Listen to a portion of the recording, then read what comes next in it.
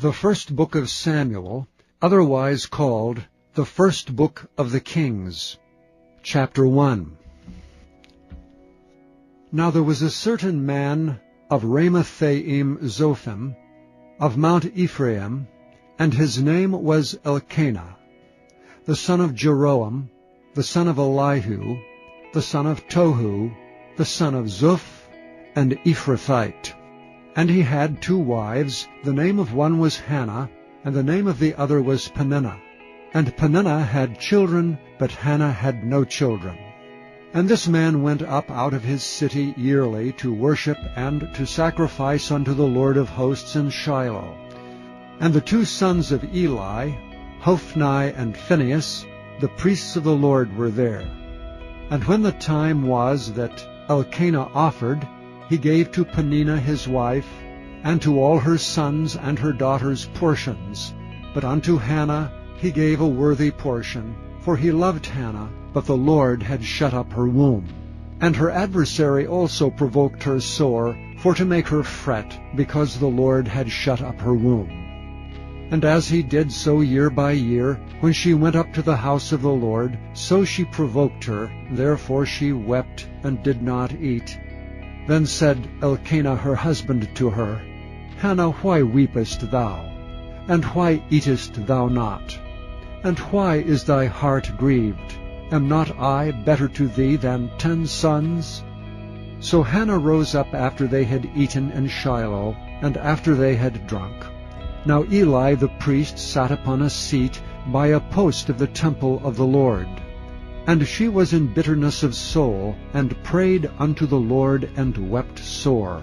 And she vowed a vow, and said, O Lord of hosts, if thou wilt indeed look on the affliction of thine handmaid, and remember me, and not forget thine handmaid, but will give unto thine handmaid a man-child, then I will give him unto the Lord all the days of his life, and there shall no razor come upon his head. And it came to pass, as she continued praying before the Lord, that Eli marked her mouth. Now Hannah, she spake in her heart, only her lips moved, but her voice was not heard. Therefore Eli thought she had been drunken. And Eli said unto her, How long wilt thou be drunken? Put away thy wine from thee. And Hannah answered and said, No, my lord, I am a woman of a sorrowful spirit. I have drunk neither wine nor strong drink, but have poured out my soul before the Lord. Count not thine handmaid for a daughter of Belial, for out of the abundance of my complaint and grief have I spoken hitherto. Then Eli answered and said, Go in peace, and the God of Israel grant thee thy petition that thou hast asked of him. And she said, Let thine handmaid find grace in thy sight. So the woman went her way, and did eat, and her countenance was no more sad. And they rose up in the morning early, and worshipped before the Lord, and returned, and came to their house to Ramah. And Elkanah knew Hannah his wife, and the Lord remembered her.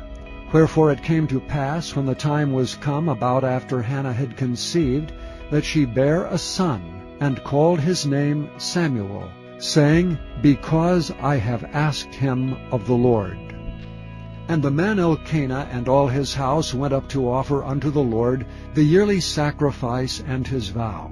But Hannah went not up, for she said unto her husband, I will not go up until the child be weaned, and then I will bring him, that he may appear before the Lord, and there abide forever. And Elkanah her husband said unto her, Do what seemeth thee good. Tarry until thou have weaned him. Only the Lord establish his word. So the woman abode, and gave her son suck until she weaned him. And when she had weaned him, she took him up with her with 3 bullocks, and 1 ephah of flour, and a bottle of wine, and brought him unto the house of the Lord in Shiloh. And the child was young. And they slew a bullock, and brought the child to Eli. And she said, O my Lord, as thy soul liveth, my Lord, I am the woman that stood by thee here praying unto the Lord. For this child I prayed, and the Lord hath given me my petition which I asked of him. Therefore also I have lent him to the Lord. As long as he liveth he shall be lent to the Lord. And he worshipped the Lord there. Chapter 2. And Hannah prayed and said, My heart rejoiceth in the Lord. Mine horn is exalted in the Lord. My mouth is enlarged over mine enemies, because I rejoice in thy salvation. There is none holy as the Lord, for there is none beside thee, neither is there any rock like our God. Talk no more so exceeding proudly. Let not arrogancy come out of your mouth. For the Lord is a God of knowledge, and by him actions are weighed. The bows of the mighty men are broken, and they that stumble are girded with strength. They that were full have hired out themselves for bread, and they that were hungry ceased. So that the barren hath borne 7, and she that hath many children is waxed feeble. The Lord killeth and maketh alive. He bringeth down to the grave, and bringeth up. The Lord maketh poor, and maketh rich. He bringeth low, and lifteth up. He raiseth up the poor out of the dust, and lifteth up the beggar from the dunghill, to set them among princes, and to make them inherit the throne of glory. For the pillars of the earth are the Lord's, and he hath set the world upon them. He will keep the feet of his saints, and the wicked shall be silent in darkness. For by strength shall no man prevail. The adversaries of the Lord shall be broken to pieces. Out of heaven shall he thunder upon them. The Lord shall judge the ends of the earth, and he shall give strength unto his king, and exalt the horn of his anointed. And Elkanah went to Ramah to his house, and the child did minister unto the Lord before Eli the priest. Now the sons of Eli were sons of Belial. They knew not the Lord. And the priest's custom with the people was, that when any man offered sacrifice, the priest's servant came while the flesh was in seething, with a flesh hook of 3 teeth in his hand, and he struck it into the pan, or kettle, or cauldron, or pot. All that the flesh hook brought up the priest took for himself. So they did in Shiloh unto all the Israelites that came thither.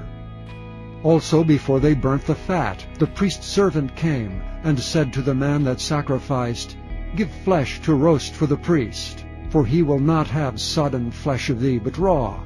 And if any man said unto him, Let them not fail to burn the fat presently, and then take as much as thy soul desireth, then he would answer him, Nay, but thou shalt give it me now, and if not, I will take it by force. Wherefore the sin of the young men was very great before the Lord, for men abhorred the offering of the Lord. But Samuel ministered before the Lord, being a child, girded with a linen ephod. Moreover his mother made him a little coat, and brought it to him from year to year, when she came up with her husband to offer the yearly sacrifice. And Eli blessed Elkanah and his wife, and said, The Lord give thee seed of this woman for the loan, which is lent to the Lord. And they went unto their own home.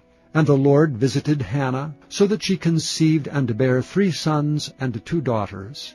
And the child Samuel grew before the Lord. Now Eli was very old, and heard all that his sons did unto all Israel, and how they lay with the women that assembled at the door of the tabernacle of the congregation. And he said unto them, Why do ye such things? For I hear of your evil dealings by all this people. Nay, my sons, for it is no good report that I hear. Ye make the Lord's people to transgress. If one man sin against another, the judge shall judge him. But if a man sin against the Lord, who shall entreat for him? Notwithstanding they hearkened not unto the voice of their father, because the Lord would slay them. And the child Samuel grew on, and was in favor both with the Lord and also with men. And there came a man of God unto Eli, and said unto him, Thus saith the Lord, Did I plainly appear unto the house of thy father when they were in Egypt in Pharaoh's house? And did I choose him out of all the tribes of Israel to be my priest, to offer upon mine altar, to burn incense, to wear an ephod before me? And did I give unto the house of thy father all the offerings made by fire of the children of Israel? Wherefore kick ye at my sacrifice and at mine offering, which I have commanded in my habitation, and honorest thy sons above me, to make yourselves fat with the chiefest of all the offerings of Israel my people? Wherefore the Lord God of Israel saith, I said indeed that thy house and the house of thy father should walk before me forever. But now the Lord saith, Be it far from me, for them that honor me I will honor, and they that despise me shall be lightly esteemed. Behold, the days come, that I will cut off thine arm, and the arm of thy father's house, that there shall not be an old man in thine house. And thou shalt see an enemy in my habitation, and all the wealth which God shall give Israel. And there shall not be an old man in thine house forever. And the man of thine, whom I shall not cut off from mine altar, shall be to consume thine eyes, and to grieve thine heart. And all the increase of thine house shall die in the flower of their age. And this shall be a sign unto thee, that shall come upon thy 2 sons, on Hophni and Phinehas. In one day they shall die both of them. And I will raise me up a faithful priest, that shall do according to that which is in mine heart and in my mind. And I will build him a sure house, and he shall walk before mine anointed forever. And it shall come to pass, that every one that is left in thine house shall come and crouch to him for a piece of silver and a morsel of bread, and shall say, Put me, I pray thee, into one of the priest's offices, that I may eat a piece of bread. Chapter 3. And the child Samuel ministered unto the Lord before Eli. And the word of the Lord was precious in those days. There was no open vision. And it came to pass at that time, when Eli was laid down in his place, and his eyes began to wax dim, that he could not see, and ere the lamp of God went out in the temple of the Lord, where the ark of God was, and Samuel was laid down to sleep, that the Lord called Samuel. And he answered, Here am I. And he ran unto Eli and said, Here am I, for thou calledst me. And he said, I called not. Lie down again. And he went and lay down. And the Lord called yet again, Samuel. And Samuel arose and went to Eli and said, Here am I, for thou didst call me. And he answered, I called not, my son. Lie down again. Now Samuel did not yet know the Lord, neither was the word of the Lord yet revealed unto him. And the Lord called Samuel again the 3rd time. And he arose and went to Eli and said, Here am I, for thou didst call me. And Eli perceived that the Lord had called the child. Therefore Eli said unto Samuel, Go, lie down, and it shall be, if he call thee, that thou shalt say, Speak, Lord, for thy servant heareth. So Samuel went and lay down in his place. And the Lord came and stood, and called as at other times, Samuel, Samuel. Then Samuel answered, Speak, for thy servant heareth. And the Lord said to Samuel, Behold, I will do a thing in Israel, at which both the ears of every one that heareth it shall tingle. In that day I will perform against Eli all things which I have spoken concerning his house. When I begin, I will also make an end. For I have told him that I will judge his house forever for the iniquity which he knoweth, because his sons made themselves vile, and he restrained them not. And therefore I have sworn unto the house of Eli, that the iniquity of Eli's house shall not be purged with sacrifice nor offering forever. And Samuel lay until the morning, and opened the doors of the house of the Lord. and Samuel feared to show Eli the vision. Then Eli called Samuel, and said, Samuel, my son? And he answered, Here am I. And he said, What is the thing that the Lord hath said unto thee? I pray thee, hide it not from me. God do so to thee, and more also, if thou hide anything from me of all the things that he said unto thee. And Samuel told him every whit, and hid nothing from him. And he said, It is the Lord. Let him do what seemeth him good. And Samuel grew, and the Lord was with him, and did let none of his words fall to the ground. And all Israel from Dan even to Beersheba knew that Samuel was established to be a prophet of the Lord. And the Lord appeared again in Shiloh, for the Lord revealed himself to Samuel in Shiloh by the word of the Lord. Chapter 4. And the word of Samuel came to all Israel. Now Israel went out against the Philistines to battle, and pitched beside Ebenezer, and the Philistines pitched in Aphek. And the Philistines put themselves in array against Israel. And when they joined battle, Israel was smitten before the Philistines, and they slew of the army in the field about 4,000 men. And when the people were come into the camp, the elders of Israel said, Wherefore hath the Lord smitten us today before the Philistines? Let us fetch the ark of the covenant of the Lord out of Shiloh unto us, that when it cometh among us, it may save us out of the hand of our enemies. So the people sent to Shiloh, that they might bring from thence the ark of the covenant of the Lord of hosts, which dwelleth between the cherubims. And the two sons of Eli, Hophni and Phinehas, were there with the ark of the covenant of God. And when the ark of the covenant of the Lord came into the camp, all Israel shouted with a great shout, so that the earth rang again. And when the Philistines heard the noise of the shout, they said, What meaneth the noise of this great shout in the camp of the Hebrews? And they understood that the ark of the Lord was come into the camp. And the Philistines were afraid, for they said, God is come into the camp. And they said, Woe unto us! For there hath not been such a thing heretofore.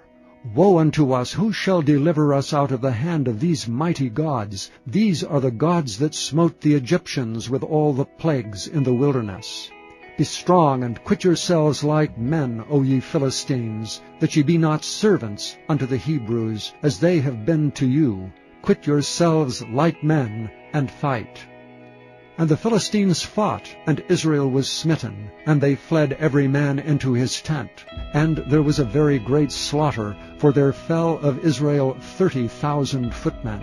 And the ark of God was taken, and the two sons of Eli, Hophni and Phinehas, were slain.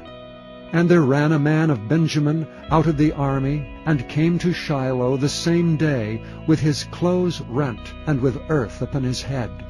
And when he came, lo, Eli sat upon a seat by the wayside watching, for his heart trembled for the ark of God. And when the man came into the city and told it, all the city cried out. And when Eli heard the noise of the crying, he said, What meaneth the noise of this tumult? And the man came in hastily and told Eli. Now Eli was 98 years old, and his eyes were dim that he could not see.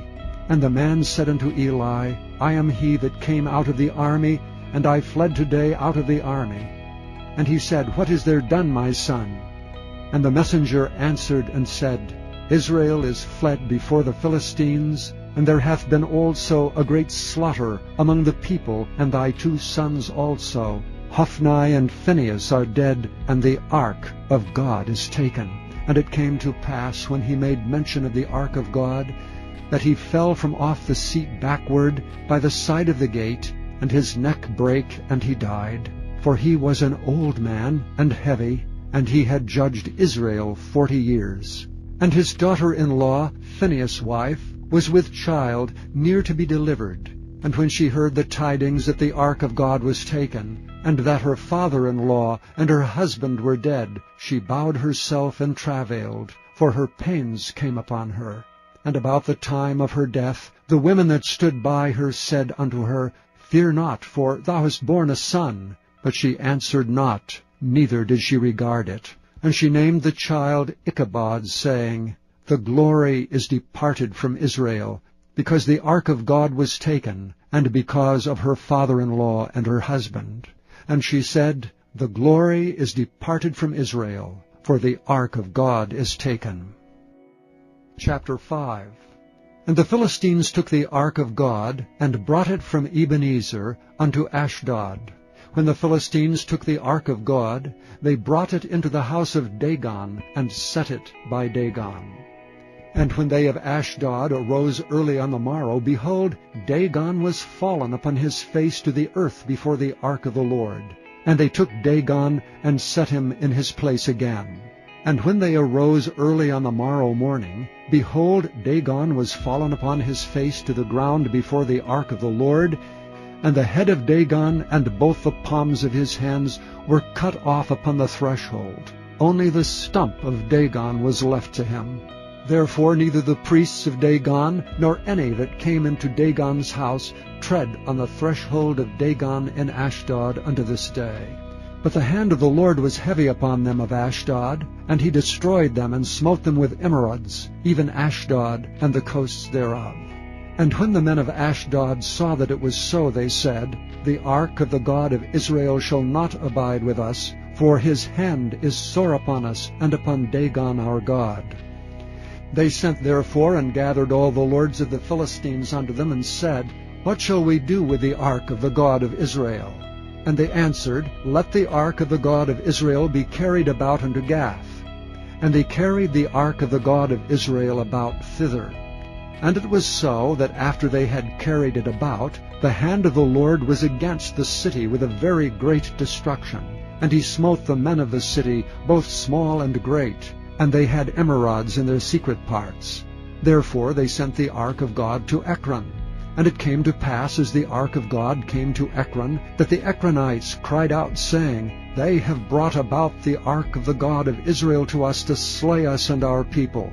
So they sent and gathered together all the lords of the Philistines, and said, Send away the ark of the God of Israel, and let it go again to his own place, that it slay us not and our people. For there was a deadly destruction throughout all the city. The hand of God was very heavy there. And the men that died not were smitten with the emerods, and the cry of the city went up to heaven. Chapter 6. And the ark of the Lord was in the country of the Philistines 7 months. And the Philistines called for the priests and the diviners, saying, What shall we do to the ark of the Lord? Tell us wherewith we shall send it to his place. And they said, If ye send away the ark of the God of Israel, send it not empty, but in any wise return him a trespass offering. Then ye shall be healed, and it shall be known to you why his hand is not removed from you.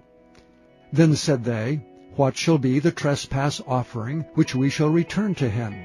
They answered, 5 golden emerods and 5 golden mice, according to the number of the lords of the Philistines, for 1 plague was on you all, and on your lords. Wherefore ye shall make images of your emerods, and images of your mice that mar the land, and ye shall give glory unto the God of Israel. Peradventure he will lighten his hand from off you, and from off your gods, and from off your land. Wherefore then do ye harden your hearts, as the Egyptians and Pharaoh hardened their hearts? When he had wrought wonderfully among them, did they not let the people go, and they departed? Now therefore make a new cart, and take 2 milk kine, on which there hath come no yoke, and tie the kine to the cart, and bring their calves home from them. And take the ark of the Lord, and lay it upon the cart, and put the jewels of gold, which ye return him for a trespass offering, in a coffer by the side thereof, and send it away that it may go. And see if it goeth up by the way of his own coast to Bethshemesh, then he hath done us this great evil. But if not, we shall know that it is not his hand that smote us. It was a chance that happened to us. And the men did so, and took 2 milk kine, and tied them to the cart, and shut up their calves at home. And they laid the ark of the Lord upon the cart, and the coffer with the mice of gold, and the images of their emerods. Kine took the straight way to the way of Bethshemesh, and went along the highway, lowing as they went, and turned not aside to the right hand or to the left. And the lords of the Philistines went after them unto the borders of Bethshemesh. And they of Bethshemesh were reaping their wheat harvest in the valley. And they lifted up their eyes, and saw the ark, and rejoiced to see it. And the cart came into the field of Joshua, a Bethshemite, and stood there, where there was a great stone. And they clave the wood of the cart, and offered the kine a burnt offering unto the Lord. And the Levites took down the ark of the Lord, and the coffer that was with it, wherein the jewels of gold were, and put them on the great stone. And the men of Bethshemesh offered burnt offerings and sacrificed sacrifices the same day unto the Lord. And when the 5 lords of the Philistines had seen it, they returned to Ekron the same day. And these are the golden emerods which the Philistines returned for a trespass offering unto the Lord. For Ashdod 1, for Gaza 1, for Askelon 1, for Gath 1, for Ekron 1. And the golden mice according to the number of all the cities of the Philistines, belonging to the 5 lords, both of fenced cities and of country villages, even unto the great stone of Abel, whereon they set down the ark of the Lord, which stone remaineth unto this day in the field of Joshua the Bethshemite. And he smote the men of Bethshemesh, because they had looked into the ark of the Lord. Even he smote of the people 50,000 60 men. And the people lamented, because the Lord had smitten many of the people with a great slaughter. And the men of Bethshemesh said, Who is able to stand before this holy Lord God? And to whom shall he go up from us? And they sent messengers to the inhabitants of Kirjath Jearim, saying, The Philistines have brought again the ark of the Lord. Come ye down, and fetch it up to you. Chapter 7. And the men of Kirjath Jearim came, and fetched up the ark of the Lord, and brought it into the house of Aminadab in the hill, and sanctified Eleazar his son to keep the ark of the Lord. And it came to pass, while the ark abode in Kirjath Jearim, that the time was long, for it was 20 years, and all the house of Israel lamented after the Lord. And Samuel spake unto all the house of Israel, saying, If ye do return unto the Lord with all your hearts, then put away the strange gods, and Ashtaroth from among you, and prepare your hearts unto the Lord, and serve him only, and he will deliver you out of the hand of the Philistines. Then the children of Israel did put away Baalim and Ashtaroth, and served the Lord only. And Samuel said, Gather all Israel to Mizpah, and I will pray for you unto the Lord. And they gathered together to Mizpah, and drew water, and poured it out before the Lord, and fasted on that day, and said there, We have sinned against the Lord. And Samuel judged the children of Israel in Mizpah. And when the Philistines heard that the children of Israel were gathered together to Mizpah, the lords of the Philistines went up against Israel. And when the children of Israel heard it, they were afraid of the Philistines. And the children of Israel said to Samuel, Cease not to cry unto the Lord our God for us, that he will save us out of the hand of the Philistines. And Samuel took a sucking lamb, and offered it for a burnt offering, holy unto the Lord. And Samuel cried unto the Lord for Israel, and the Lord heard him. And as Samuel was offering up the burnt offering, the Philistines drew near to battle against Israel. But the Lord thundered with a great thunder on that day upon the Philistines, and discomfited them, and they were smitten before Israel. And the men of Israel went out of Mizpah, and pursued the Philistines, and smote them, until they came under Bethkar. Then Samuel took a stone, and set it between Mizpah and Shen, and called the name of it Ebenezer, saying, Hitherto hath the Lord helped us. So the Philistines were subdued, and they came no more into the coast of Israel, and the hand of the Lord was against the Philistines all the days of Samuel. And the cities which the Philistines had taken from Israel were restored to Israel, from Ekron even unto Gath. And the coast thereof did Israel deliver out of the hands of the Philistines. And there was peace between Israel and the Amorites. And Samuel judged Israel all the days of his life. And he went from year to year in circuit to Bethel and Gilgal and Mizpah, and judged Israel in all those places. And his return was to Ramah, for there was his house, and there he judged Israel, and there he built an altar unto the Lord. Chapter 8. And it came to pass, when Samuel was old, that he made his sons judges over Israel. Now the name of his firstborn was Joel, and the name of his second Abiah. They were judges in Beersheba.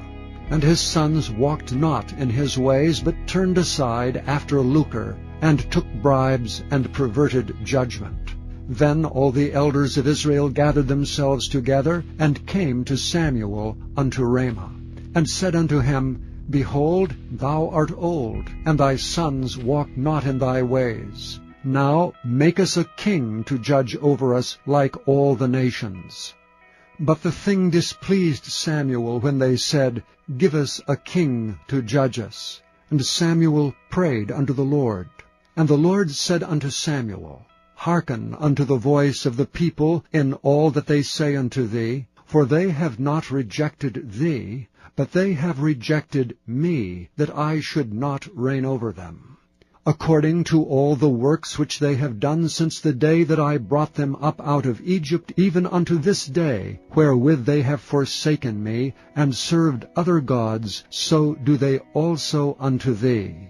Now therefore hearken unto their voice. Howbeit, yet protest solemnly unto them, and show them the manner of the king that shall reign over them.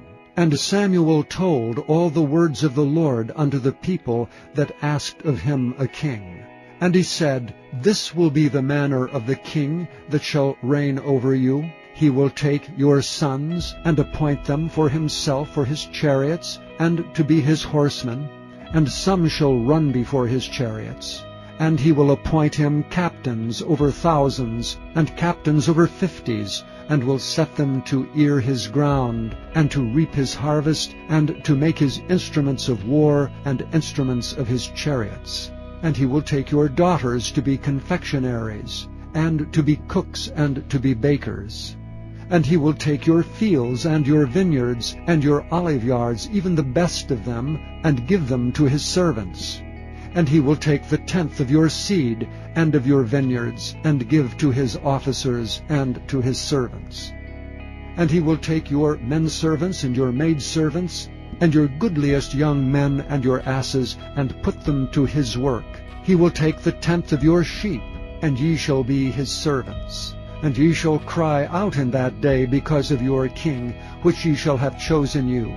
And the Lord will not hear you in that day. Nevertheless the people refused to obey the voice of Samuel. And they said, Nay, but we will have a king over us, that we also may be like all the nations, and that our king may judge us, and go out before us, and fight our battles. And Samuel heard all the words of the people, and he rehearsed them in the ears of the Lord. And the Lord said to Samuel, Hearken unto their voice, and make them a king. And Samuel said unto the men of Israel, Go ye every man unto his city. Chapter 9. Now there was a man of Benjamin, whose name was Kish, the son of Abiel, the son of Zeror, the son of Bechorath, the son of Aphiah, a Benjamite, a mighty man of power. And he had a son whose name was Saul, a choice young man and a goodly. And there was not among the children of Israel a goodlier person than he. From his shoulders and upward he was higher than any of the people. And the asses of Kish Saul's father were lost. And Kish said to Saul his son, Take now one of the servants with thee, and arise to seek the asses. And he passed through Mount Ephraim, and passed through the land of Shalishah, but they found them not. Then they passed through the land of Shalem, and there they were not. And he passed through the land of the Benjamites, but they found them not. And when they were come to the land of Zuph, Saul said to his servant that was with him, Come and let us return, lest my father leave caring for the asses, and take thought for us. And he said unto him, Behold now, there is in this city a man of God, and he is an honorable man, and all that he saith cometh surely to pass. Now let us go thither, peradventure he can show us our way that we should go. Then said Saul to his servant, But behold, if we go, what shall we bring the man? For the bread is spent in our vessels, and there is not a present to bring to the man of God. What have we? And the servant answered Saul again and said, Behold, I have here at hand the 4th part of a shekel of silver. That will I give to the man of God to tell us our way. Before time in Israel, when a man went to inquire of God, thus he spake, Come and let us go to the seer, for he that is now called a prophet was before time called a seer. Then said Saul to his servant, Well said, come, let us go. So they went unto the city where the man of God was. And as they went up the hill to the city, they found young maidens going out to draw water, and said unto them, Is the seer here? And they answered them, and said, He is, behold, he is before you. Make haste now, for he came today to the city. For there is a sacrifice of the people today in the high place.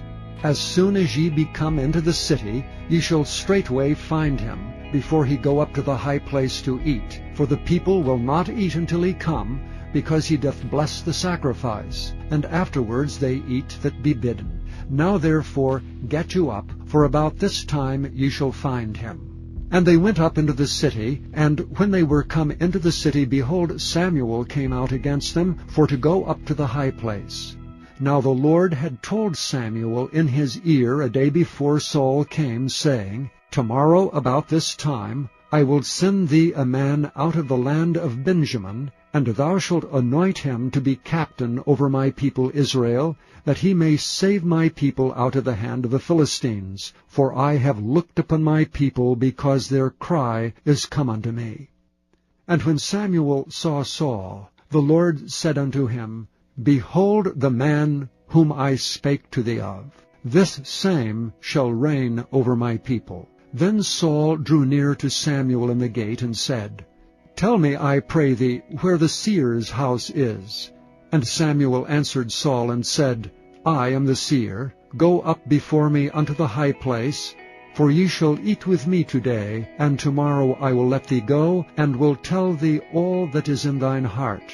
And as for thine asses that were lost 3 days ago, set not thy mind on them, for they are found. And on whom is all the desire of Israel? Is it not on thee and on thy father's house? And Saul answered and said, Am not I a Benjamite, of the smallest of the tribes of Israel, and my family the least of all the families of the tribe of Benjamin? Wherefore then speakest thou so to me? And Samuel took Saul and his servant, and brought them into the parlor, and made them sit in the chiefest place among them that were bidden, which were about 30 persons. And Samuel said unto the cook, Bring the portion which I gave thee, of which I said unto thee, Set it by thee. And the cook took up the shoulder, and that which was upon it, and set it before Saul. And Samuel said, Behold that which is left, set it before thee, and eat. For unto this time hath it been kept for thee, since I said, I have invited the people. So Saul did eat with Samuel that day. And when they were come down from the high place unto the city, Samuel communed with Saul upon the top of the house. And they rose early, and it came to pass about the spring of the day, that Samuel called Saul to the top of the house, saying, Up, that I may send thee away. And Saul arose, and they went out both of them, he and Samuel, abroad. And as they were going down to the end of the city, Samuel said to Saul, Bid the servant pass on before us. And he passed on. But stand thou still a while, that I may show thee the word of God.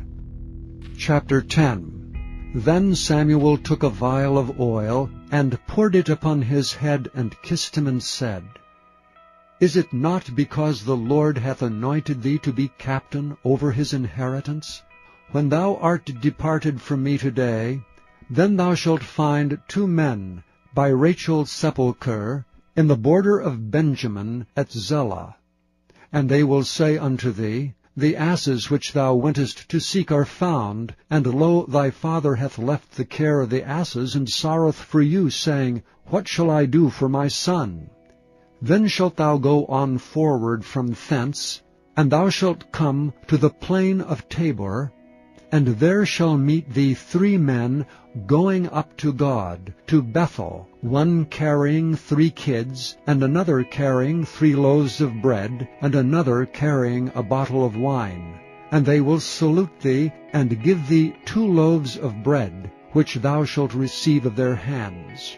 After that thou shalt come to the hill of God, where is the garrison of the Philistines. And it shall come to pass, when thou art come thither to the city, that thou shalt meet a company of prophets coming down from the high place, with a psaltery, and a tabret, and a pipe, and a harp before them, and they shall prophesy, and the Spirit of God will come upon thee. And thou shalt prophesy with them, and thou shalt be turned into another man. And let it be, when these signs are come unto thee, that thou do as occasion serve thee, for God is with thee. And thou shalt go down before me to Gilgal, and behold, I will come down unto thee to offer burnt offerings, and to sacrifice sacrifices of peace offerings. 7 days shalt thou tarry, till I come to thee, and show thee what thou shalt do. And it was so, that when he had turned his back to go from Samuel, God gave him another heart. And all those signs came to pass that day. And when they came thither to the hill, behold, a company of prophets met him, and the Spirit of God came upon him, and he prophesied among them. And it came to pass, when all that knew him beforetime saw that, behold, he prophesied among the prophets, then the people said one to another, What is this that is come unto the son of Kish? Is Saul also among the prophets? And one of the same place answered and said, But who is their father? Therefore it became a proverb, Is Saul also among the prophets? And when he had made an end of prophesying, he came to the high place. And Saul's uncles said unto him and to his servant, Whither went ye? And he said, To seek the asses, and when we saw that they were nowhere, we came to Samuel. And Saul's uncle said, Tell me, I pray thee, what Samuel said unto you. And Saul said unto his uncle, He told us plainly that the asses were found, but of the matter of the kingdom whereof Samuel spake, he told him not. And Samuel called the people together unto the Lord to Mizpah, and said unto the children of Israel, Thus saith the Lord God of Israel, I brought up Israel out of Egypt, and delivered you out of the hand of the Egyptians, and out of the hand of all kingdoms, and of them that oppressed you. And ye have this day rejected your God, who himself saved you out of all your adversities and your tribulations. And ye have said unto him, Nay, but set a king over us. Now therefore present yourselves before the Lord by your tribes and by your thousands. And when Samuel had caused all the tribes of Israel to come near, the tribe of Benjamin was taken. When he had caused the tribe of Benjamin to come near by their families, the tribe of Matri was taken, and Saul the son of Kish was taken. And when they sought him, he could not be found. Therefore they inquired of the Lord further, if the man should yet come thither. And the Lord answered, Behold, he hath hid himself among the stuff. And they ran and fetched him thence. And when he stood among the people, he was higher than any of the people from his shoulders and upward. And Samuel said to all the people, See ye him whom the Lord hath chosen. that there is none like him among all the people? And all the people shouted and said, God save the king. Then Samuel told the people the manner of the kingdom, and wrote it in a book, and laid it up before the Lord. And Samuel sent all the people away, every man to his house. And Saul also went home to Gibeah, and there went with him a band of men whose hearts God had touched. But the children of Belial said, How shall this man save us? And they despised him, and brought him no presents, but he held his peace. Chapter 11. Then Nahash the Ammonite came up and encamped against Jabesh Gilead. And all the men of Jabesh said unto Nahash, Make a covenant with us, and we will serve thee. And Nahash the Ammonite answered them, On this condition will I make a covenant with you, that I may thrust out all your right eyes, and lay it for a reproach upon all Israel. And the elders of Jabesh said unto him, Give us 7 days' respite, that we may send messengers unto all the coasts of Israel, and then, if there be none man to save us, we will come out to thee. Then came the messengers to Gibeah of Saul, and told the tidings in the ears of the people, and all the people lifted up their voices and wept. And behold, Saul came after the herd out of the field, and Saul said, What aileth the people that they weep? And they told him the tidings of the men of Jabesh. And the Spirit of God came upon Saul when he heard those tidings, and his anger was kindled greatly. And he took a yoke of oxen, and hewed them in pieces, and sent them throughout all the coasts of Israel by the hands of messengers, saying, Whosoever cometh not forth after Saul and after Samuel, so shall it be done unto his oxen. And the fear of the Lord fell on the people, and they came out with one consent. And when he numbered them in Bezek, the children of Israel were 300,000, and the men of Judah 30,000. And they said unto the messengers that came, Thus shall ye say unto the men of Jabesh Gilead, Tomorrow by that time the sun be hot, ye shall have help. And the messengers came and showed it to the men of Jabesh, and they were glad. Therefore the men of Jabesh said, Tomorrow we will come out unto you, and ye shall do with us all that seemeth good unto you.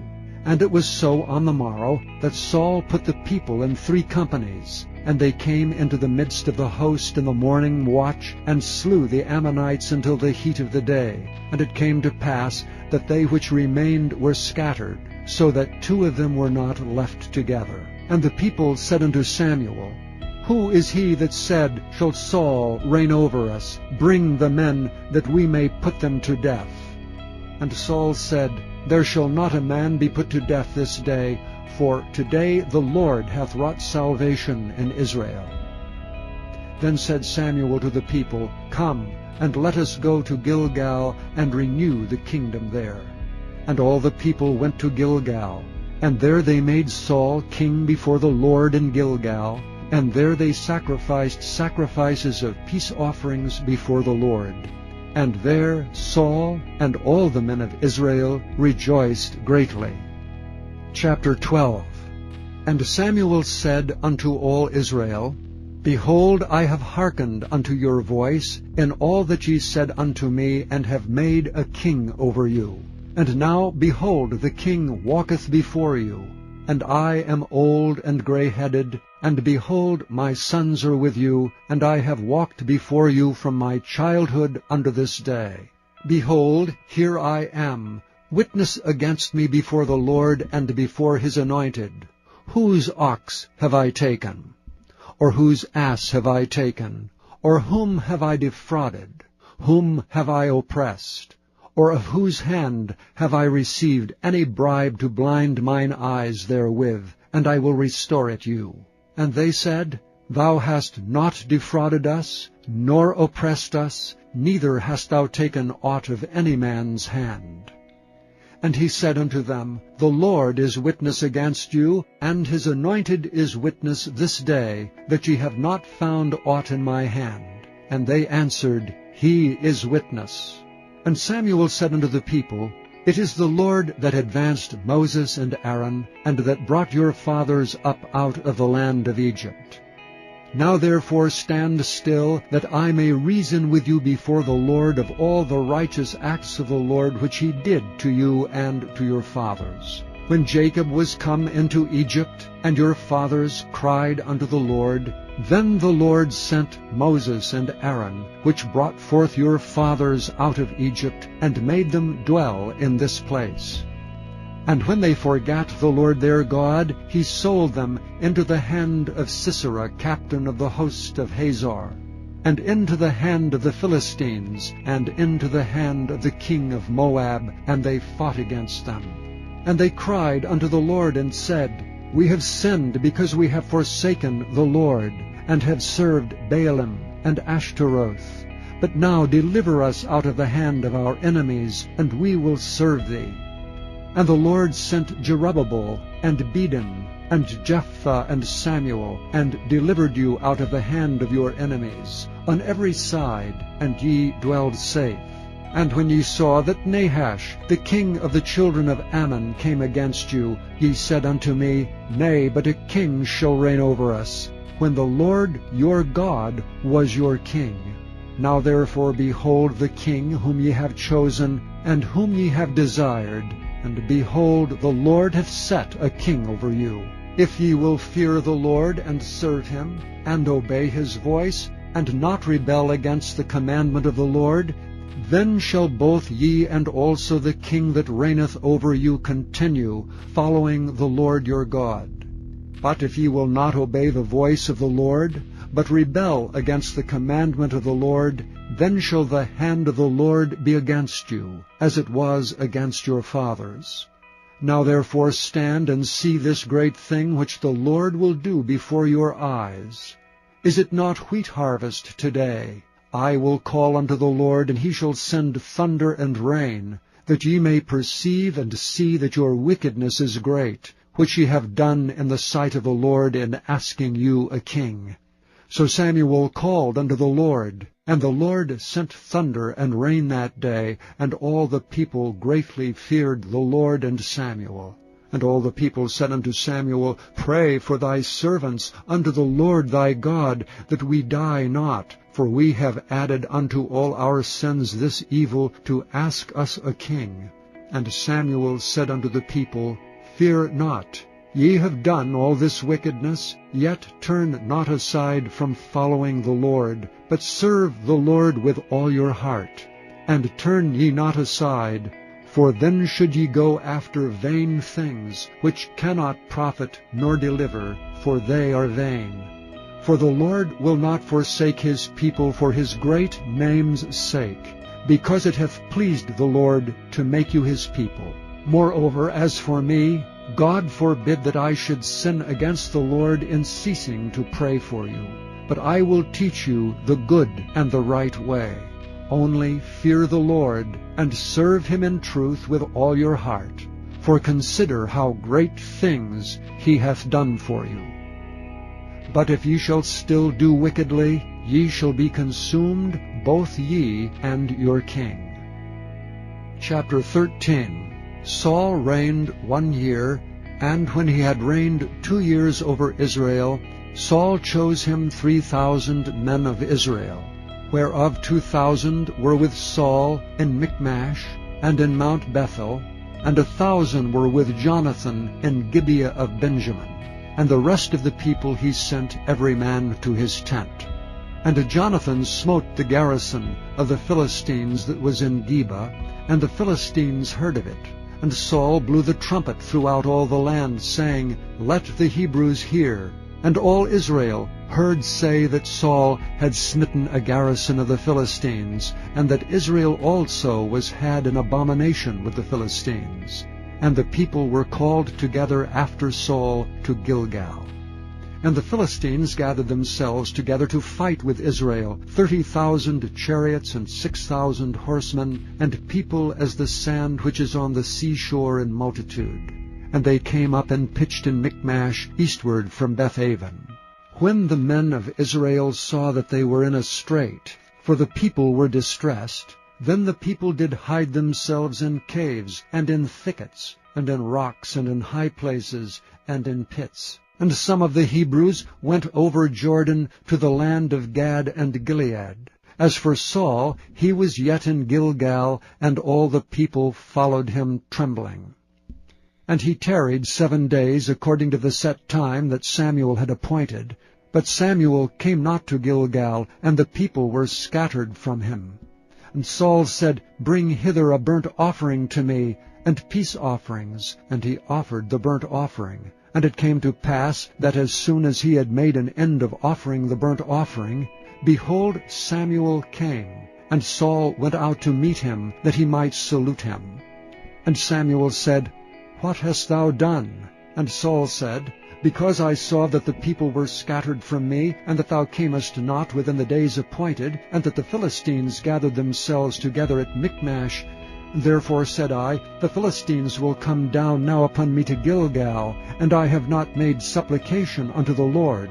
I forced myself therefore, and offered a burnt offering. And Samuel said to Saul, Thou hast done foolishly. Thou hast not kept the commandment of the Lord thy God, which he commanded thee, for now would the Lord have established thy kingdom upon Israel forever. But now thy kingdom shall not continue.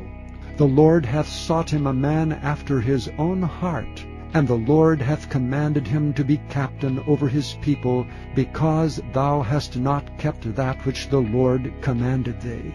And Samuel arose and gat him up from Gilgal unto Gibeah of Benjamin.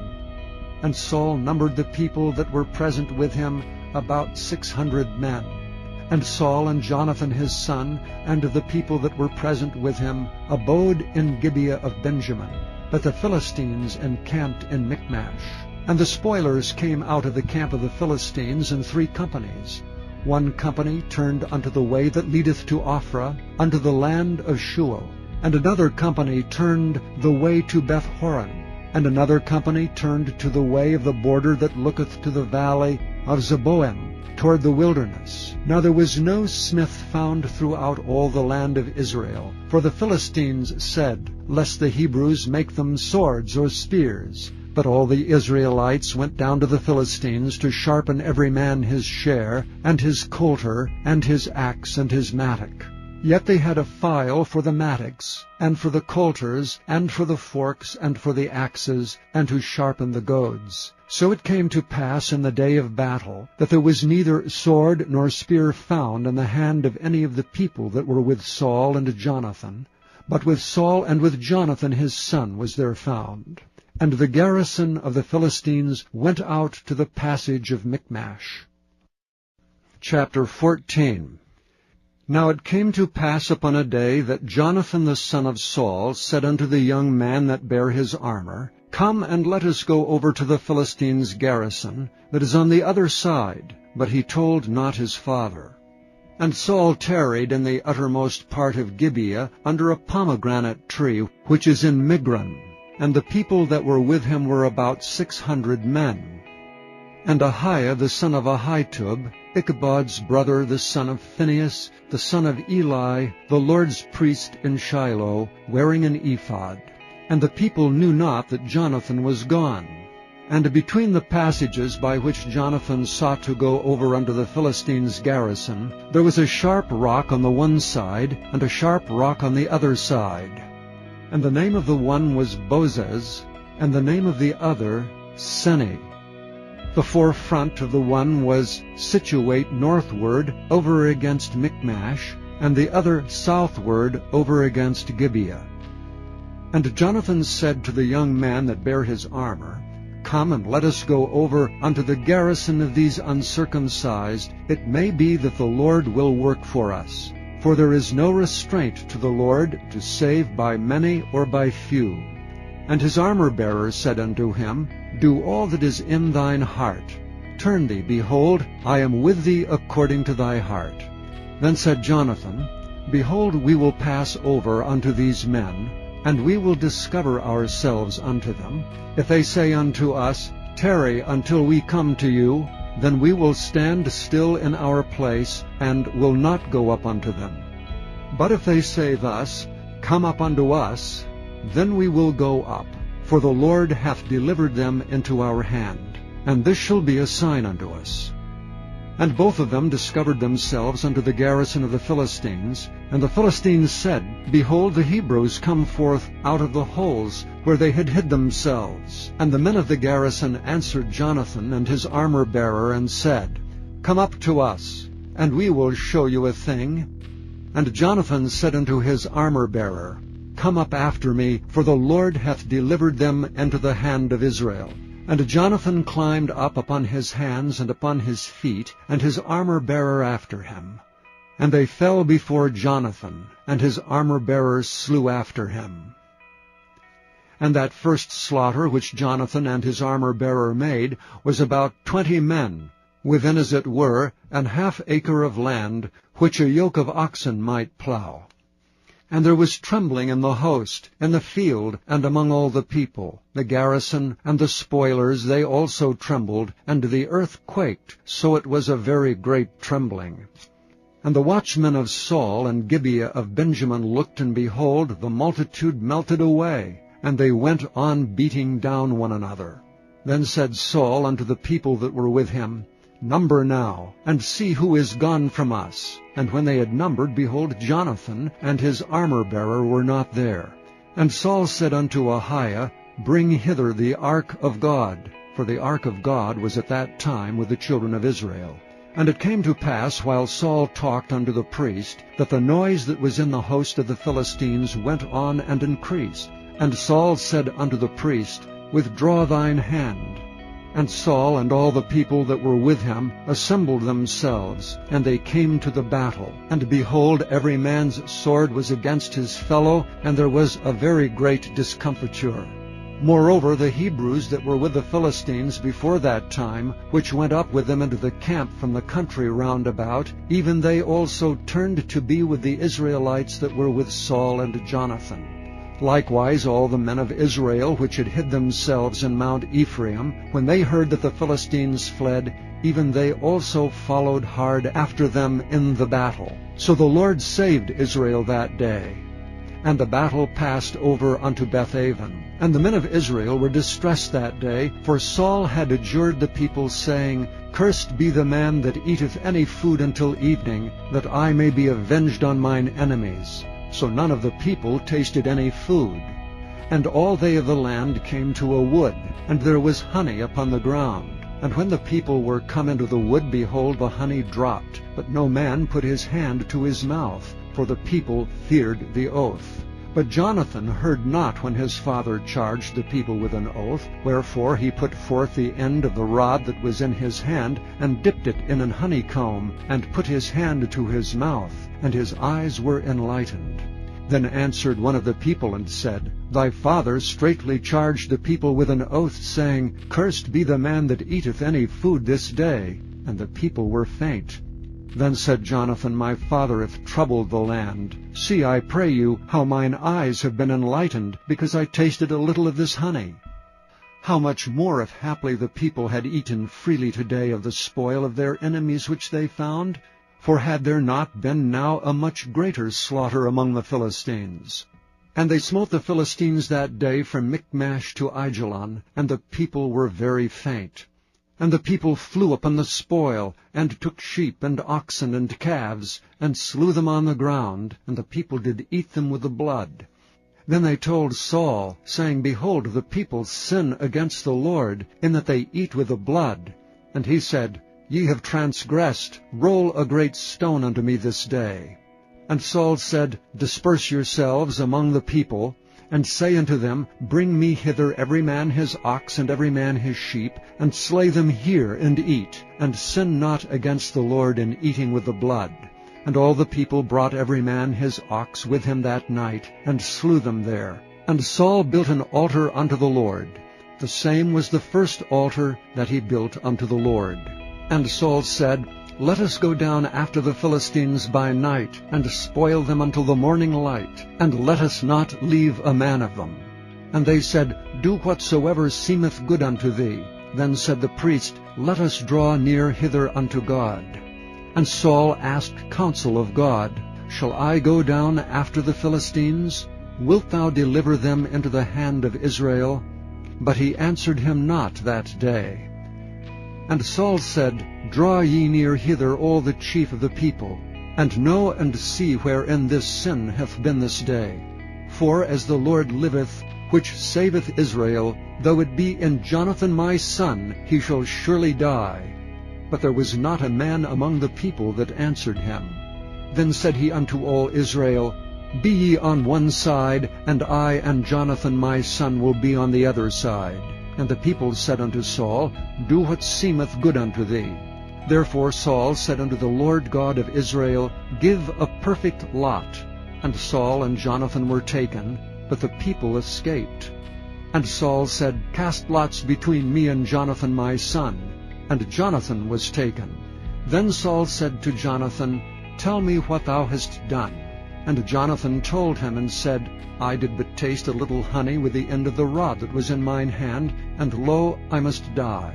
And Saul answered, God do so and more also, for thou shalt surely die, Jonathan. And the people said unto Saul, Shall Jonathan die, who hath wrought this great salvation in Israel? God forbid. As the Lord liveth, there shall not one hair of his head fall to the ground. For he hath wrought with God this day. So the people rescued Jonathan, that he died not. Then Saul went up from following the Philistines, and the Philistines went to their own place. So Saul took the kingdom over Israel, and fought against all his enemies on every side, against Moab, and against the children of Ammon, and against Edom, and against the kings of Zobah, and against the Philistines. And whithersoever he turned himself, he vexed them. And he gathered an host, and smote the Amalekites, and delivered Israel out of the hands of them that spoiled them. Now the sons of Saul were Jonathan, and Ishuai, and Melchishua. And the names of his 2 daughters were these, the name of the firstborn Merab, and the name of the younger Michal. And the name of Saul's wife was Ahinoam, the daughter of Ahimaaz. And the name of the captain of his host was Abner, the son of Ner, Saul's uncle. And Kish was the father of Saul, and Ner the father of Abner was the son of Abiel. And there was sore war against the Philistines all the days of Saul. And when Saul saw any strong man or any valiant man, he took him unto him.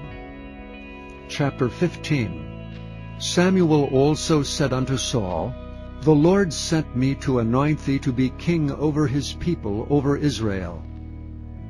Now therefore hearken thou unto the voice of the words of the Lord. Thus saith the Lord of hosts, I remember that which Amalek did to Israel, how he laid wait for him in the way when he came up from Egypt. Now go and smite Amalek, and utterly destroy all that they have, and spare them not, but slay both man and woman, infant and suckling, ox and sheep, camel and ass. And Saul gathered the people together, and numbered them in Telaim, 200,000 footmen, and 10,000 men of Judah. And Saul came to a city of Amalek, and laid wait in the valley. And Saul said unto the Kenites, Go, depart, get you down from among the Amalekites, lest I destroy you with them. For ye showed kindness to all the children of Israel when they came up out of Egypt. So the Kenites departed from among the Amalekites. And Saul smote the Amalekites from Havilah until thou comest to Shur, that is over against Egypt. And he took Agag, the king of the Amalekites, alive, and utterly destroyed all the people with the edge of the sword. But Saul and the people spared Agag, and the best of the sheep, and of the oxen, and of the fatlings, and the lambs, and all that was good, and would not utterly destroy them. But everything that was vile and refuse, that they destroyed utterly. Then came the word of the Lord unto Samuel, saying, It repenteth me that I have set up Saul to be king, for he is turned back from following me, and hath not performed my commandments. And it grieved Samuel, and he cried unto the Lord all night. And when Samuel rose early to meet Saul in the morning, it was told Samuel, saying, Saul came to Carmel, And behold, he set him up a place, and is gone about, and passed on, and gone down to Gilgal. And Samuel came to Saul, and Saul said unto him, Blessed be thou of the Lord, I have performed the commandment of the Lord.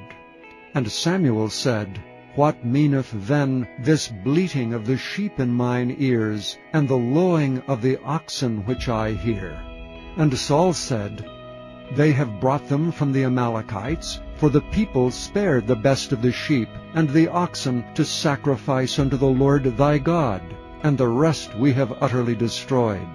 Then Samuel said unto Saul, Stay, and I will tell thee what the Lord hath said to me this night. And he said unto him, Say on. And Samuel said, When thou wast little in thine own sight, wast thou not made the head of the tribes of Israel, and the Lord anointed thee king over Israel? And the Lord sent thee on a journey, and said, Go and utterly destroy the sinners, the Amalekites, and fight against them until they be consumed.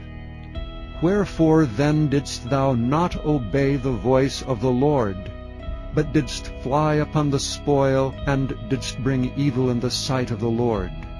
And Saul said unto Samuel, Yea, I have obeyed the voice of the Lord, and have gone the way which the Lord sent me, and have brought Agag the king of Amalek, and have utterly destroyed the Amalekites.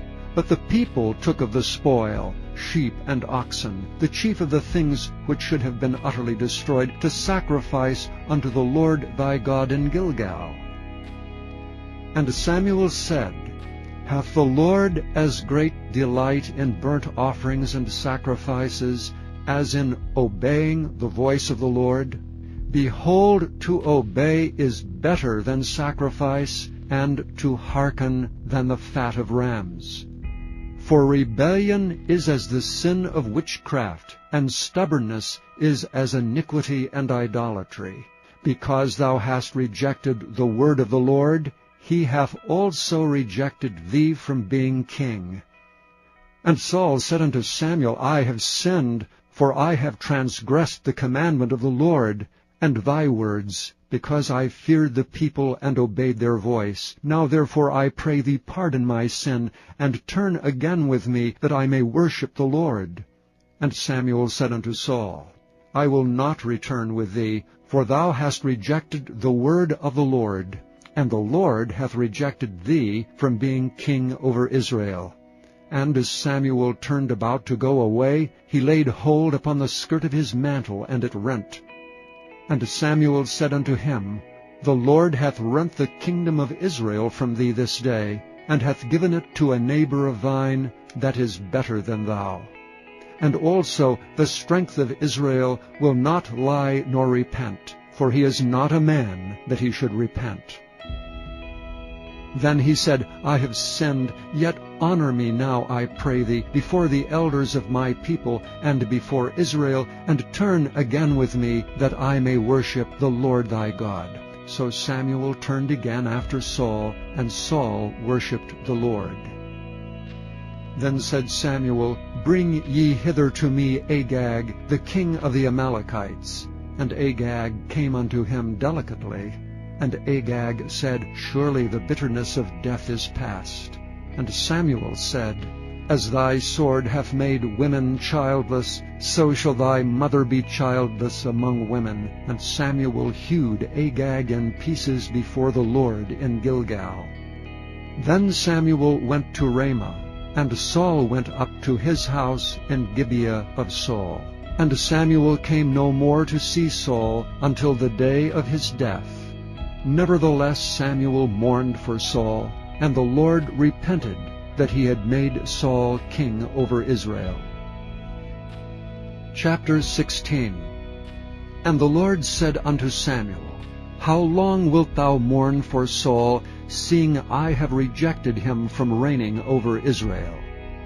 Fill thine horn with oil, and go. I will send thee to Jesse the Bethlehemite, for I have provided me a king among his sons. And Samuel said, How can I go? If Saul hear it, he will kill me. And the Lord said, take an heifer with thee, and say, I am come to sacrifice to the Lord. And call Jesse to the sacrifice, and I will show thee what thou shalt do. And thou shalt anoint unto me him whom I name unto thee. And Samuel did that which the Lord spake, and came to Bethlehem. And the elders of the town trembled at his coming, and said, Comest thou peaceably? And he said, Peaceably. I am come to sacrifice unto the Lord. Sanctify yourselves, and come with me to the sacrifice. And he sanctified Jesse and his sons, and called them to the sacrifice. And it came to pass, when they were come, that he looked on Eliab, and said, Surely the Lord's anointed is before him. But the Lord said unto Samuel, Look not on his countenance, or on the height of his stature, because I have refused him. For the Lord seeth not as man seeth. For man looketh on the outward appearance, but the Lord looketh on the heart. Then Jesse called Abinadab, and made him pass before Samuel. And he said, Neither hath the Lord chosen this. Then Jesse made Shammah to pass by, and he said, Neither hath the Lord chosen this. Again Jesse made 7 of his sons to pass before Samuel, and Samuel said unto Jesse, The Lord hath not chosen these. And Samuel said unto Jesse, Are here all thy children? And he said, There remaineth yet the youngest, and behold, he keepeth the sheep. And Samuel said unto Jesse, Send and fetch him, for we will not sit down till he come hither. And he sent and brought him in. Now he was ruddy, and withal of a beautiful countenance, and goodly to look to. And the Lord said, Arise, anoint him, for this is he. Then Samuel took the horn of oil, and anointed him in the midst of his brethren.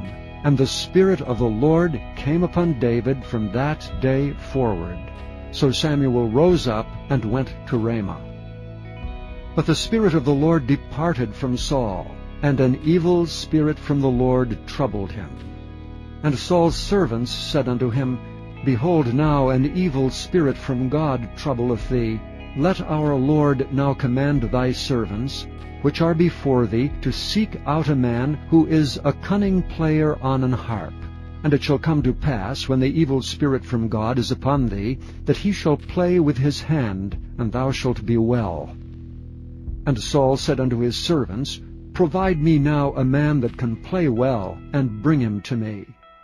Then answered one of the servants, and said, Behold, I have seen a son of Jesse the Bethlehemite, that is cunning in playing, and a mighty valiant man, and a man of war, and prudent in matters, and a comely person, and the Lord is with him.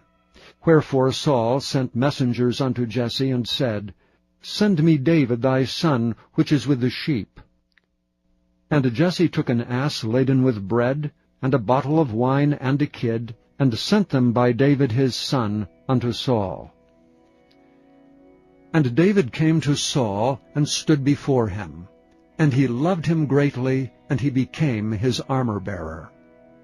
And Saul sent to Jesse, saying, Let David, I pray thee, stand before me, for he hath found favor in my sight. And it came to pass, when the evil spirit from God was upon Saul, that David took an harp and played with his hand. So Saul was refreshed, and was well, and the evil spirit departed from him. Chapter 17. Now the Philistines gathered together their armies to battle, and were gathered together at Shochoh, which belongeth to Judah, and pitched between Shochoh and Azekah in Ephes-dammim. And Saul and the men of Israel were gathered together, and pitched by the valley of Elah, and set the battle in array against the Philistines. And the Philistines stood on a mountain on the one side, and Israel stood on a mountain on the other side, and there was a valley between them. And there went out a champion out of the camp of the Philistines, named Goliath of Gath, whose height was 6 cubits and a span. And he had an helmet of brass upon his head, and he was armed with a coat of mail, and the weight of the coat was 5,000 shekels of brass. And he had greaves of brass upon his legs, and a target of brass between his shoulders. And the staff of his spear was like a weaver's beam, and his spear's head weighed 600 shekels of iron, and one bearing a shield went before him. And he stood and cried unto the armies of Israel, and said unto them, Why are ye come out to set your battle in array? Am not I a Philistine, and ye servants to Saul? Choose you a man for you, and let him come down to me. If he be able to fight with me and to kill me, then will we be your servants. But if I prevail against him and kill him, then shall ye be our servants and serve us. And the Philistines said, I defy the armies of Israel this day. Give me a man, that we may fight together. When Saul and all Israel heard those words of the Philistine, they were dismayed and greatly afraid. Now David was the son of that Ephrathite of Bethlehem, Judah, whose name was Jesse. And he had 8 sons, and the man went among men for an old man in the days of Saul. And the 3 eldest sons of Jesse went and followed Saul to the battle. And the names of his 3 sons that went to the battle were Eliab the firstborn, and next unto him Abinadab, and the 3rd Shammah. And David was the youngest, and the 3 eldest followed Saul. But David went and returned from Saul to feed his father's sheep at Bethlehem. And the Philistine drew near morning and evening, and presented himself 40 days. And Jesse said unto David his son, Take now for thy brethren an ephah of this parched corn, and these 10 loaves, and run to the camp to thy brethren. And carry these 10 cheeses unto the captain of their 1,000, and look how thy brethren fare, and take their pledge. Now Saul and they, and all the men of Israel, were in the valley of Elah fighting with the Philistines. And David rose up early in the morning, and left the sheep with a keeper, and took and went as Jesse had commanded him. And he came to the trench as the host was going forth to the fight, and shouted for the battle. For Israel and the Philistines had put the battle in array, army against army. And David left his carriage in the hand of the keeper of the carriage, and ran into the army, and came and saluted his brethren. And as he talked with them, behold, there came up the champion, the Philistine of Gath, Goliath by name, out of the armies of the Philistines, and spake according to the same words. And David heard them. And all the men of Israel, when they saw the man, fled from him, and were sore afraid. And the men of Israel said, Have ye seen this man that is come up? Surely to defy Israel is he come up. And it shall be that the man who killeth him, the king will enrich him with great riches, and will give him his daughter, and make his father's house free in Israel. And David spake to the men that stood by him, saying, What shall be done to the man that killeth this Philistine, and taketh away the reproach from Israel? For who is this uncircumcised Philistine, that he should defy the armies of the living God? And the people answered him after this manner, saying, So shall it be done to the man that killeth him. And Eliab his eldest brother heard when he spake unto the men, and Eliab's anger was kindled against David, and he said, Why camest thou down hither? And with whom hast thou left those few sheep in the wilderness? I know thy pride and the naughtiness of thine heart, for thou art come down that thou mightest see the battle. And David said, What have I now done? Is there not a cause?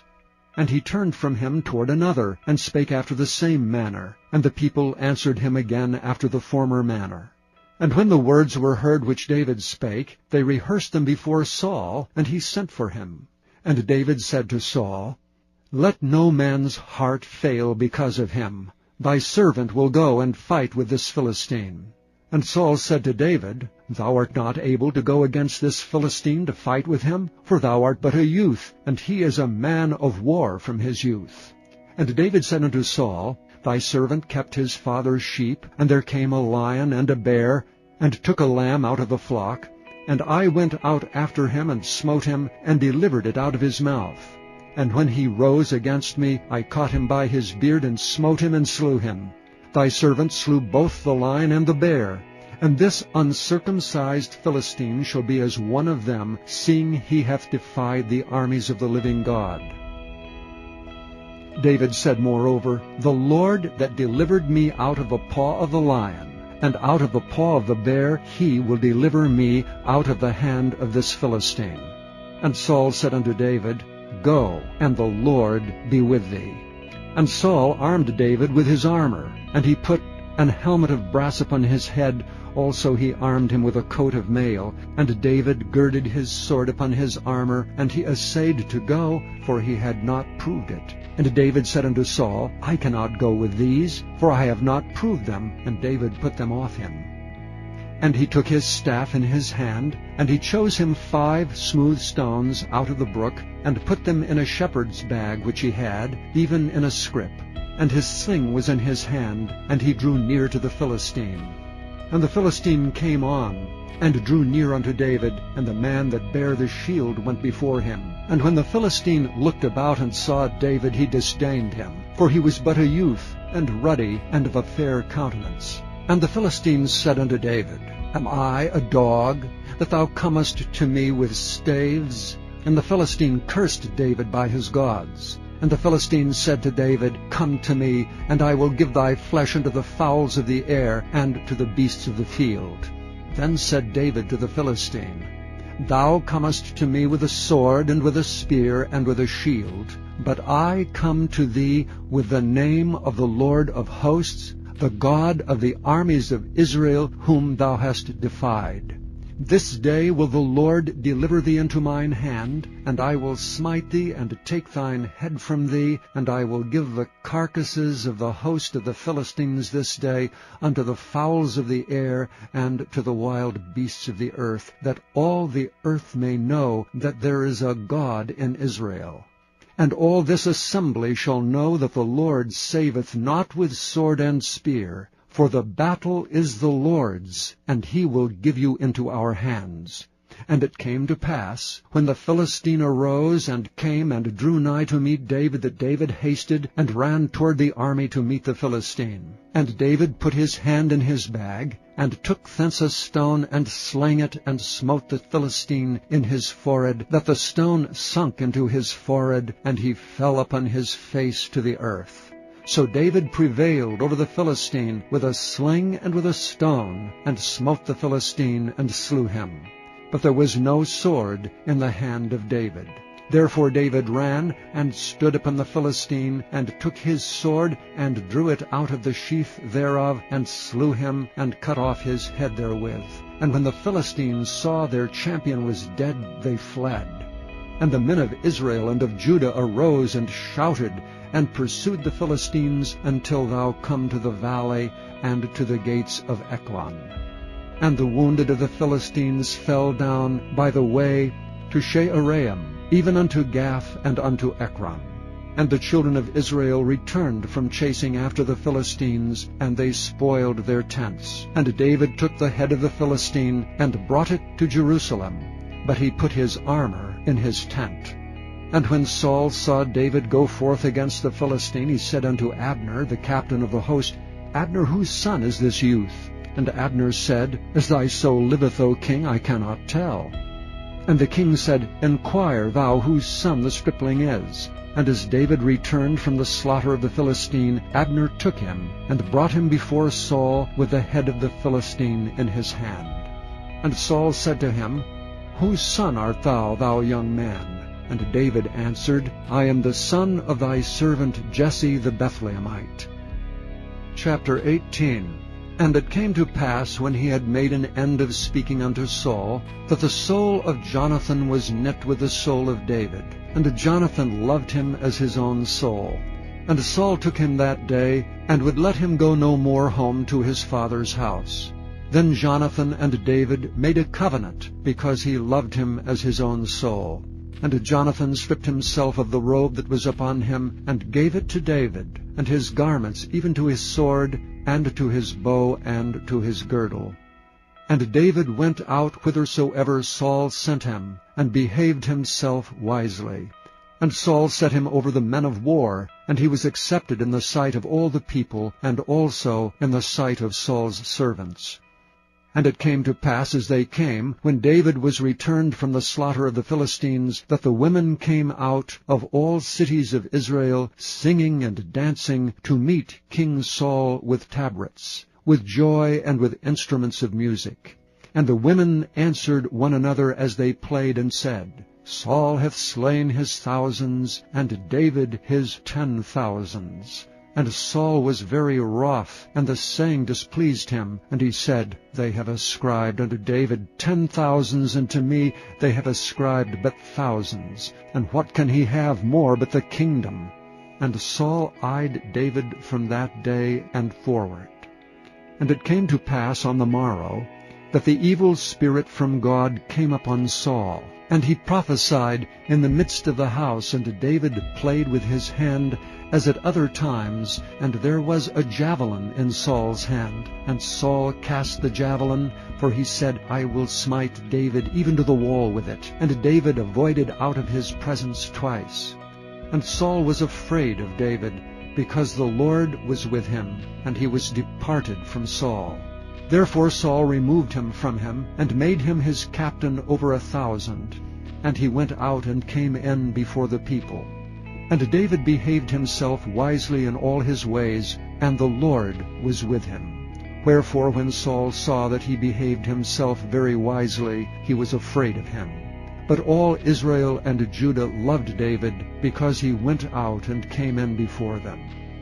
And Saul said to David, Behold my daughter Merab, her will I give thee to wife, only be thou valiant for me, and fight the Lord's battles. For Saul said, Let not mine hand be upon him, but let the hand of the Philistines be upon him. And David said unto Saul, Who am I?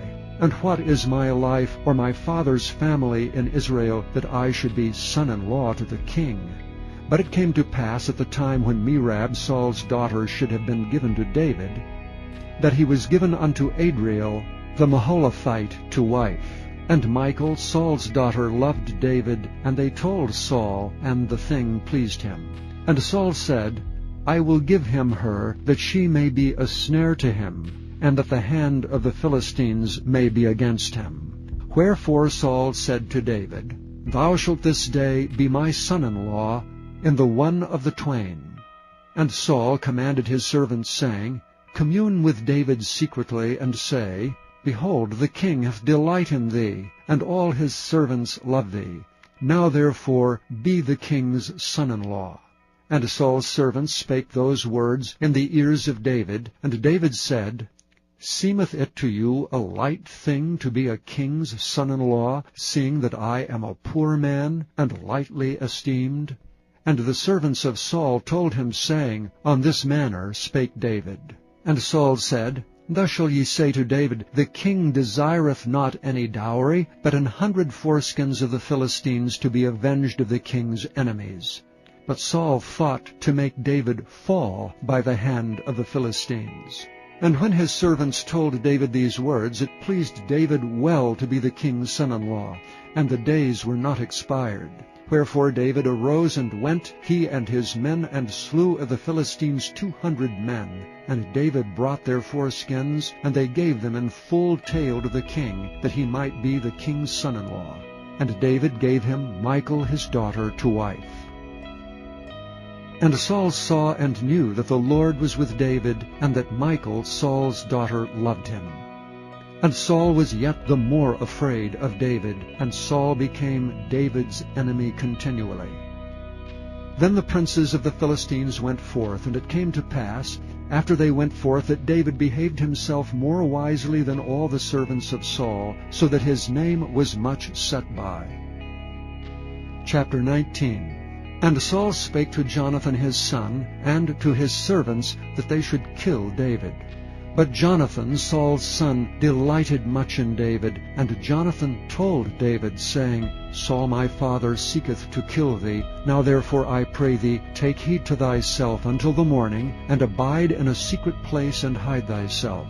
And I will go out and stand beside my father in the field where thou art, and I will commune with my father of thee, and what I see, that I will tell thee.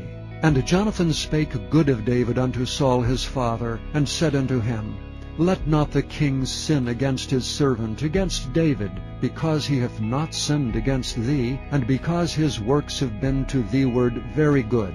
For he did put his life in his hand, and slew the Philistine, and the Lord wrought a great salvation for all Israel. Thou sawest it, and didst rejoice. Wherefore then wilt thou sin against innocent blood, to slay David without a cause? And Saul hearkened unto the voice of Jonathan. And Saul sware, As the Lord liveth, he shall not be slain. And Jonathan called David, and Jonathan showed him all those things. And Jonathan brought David to Saul, and he was in his presence as in times past. And there was war again. And David went out and fought with the Philistines, and slew them with a great slaughter, and they fled from him. And the evil spirit from the Lord was upon Saul, as he sat in his house with his javelin in his hand, and David played with his hand. And Saul sought to smite David even to the wall with a javelin, but he slipped away out of Saul's presence, and he smote the javelin into the wall. And David fled and escaped that night. Saul also sent messengers unto David's house to watch him, and to slay him in the morning. And Michal David's wife told him, saying, If thou save not thy life tonight, tomorrow thou shalt be slain. So Michal let David down through a window, and he went and fled and escaped. And Michal took an image and laid it in the bed, and put a pillow of goat's hair for his bolster, and covered it with a cloth. And when Saul sent messengers to take David, she said, He is sick. And Saul sent the messengers again to see David, saying, Bring him up to me in the bed, that I may slay him. And when the messengers were come in, behold, there was an image in the bed, with a pillow of goat's hair for his bolster. And Saul said unto Michal, Why hast thou deceived me so, and sent away mine enemy, that he is escaped? And Michal answered Saul, He said unto me, Let me go, why should I kill thee? So David fled and escaped, and came to Samuel to Ramah, and told him all that Saul had done to him. And he and Samuel went and dwelt in Naioth.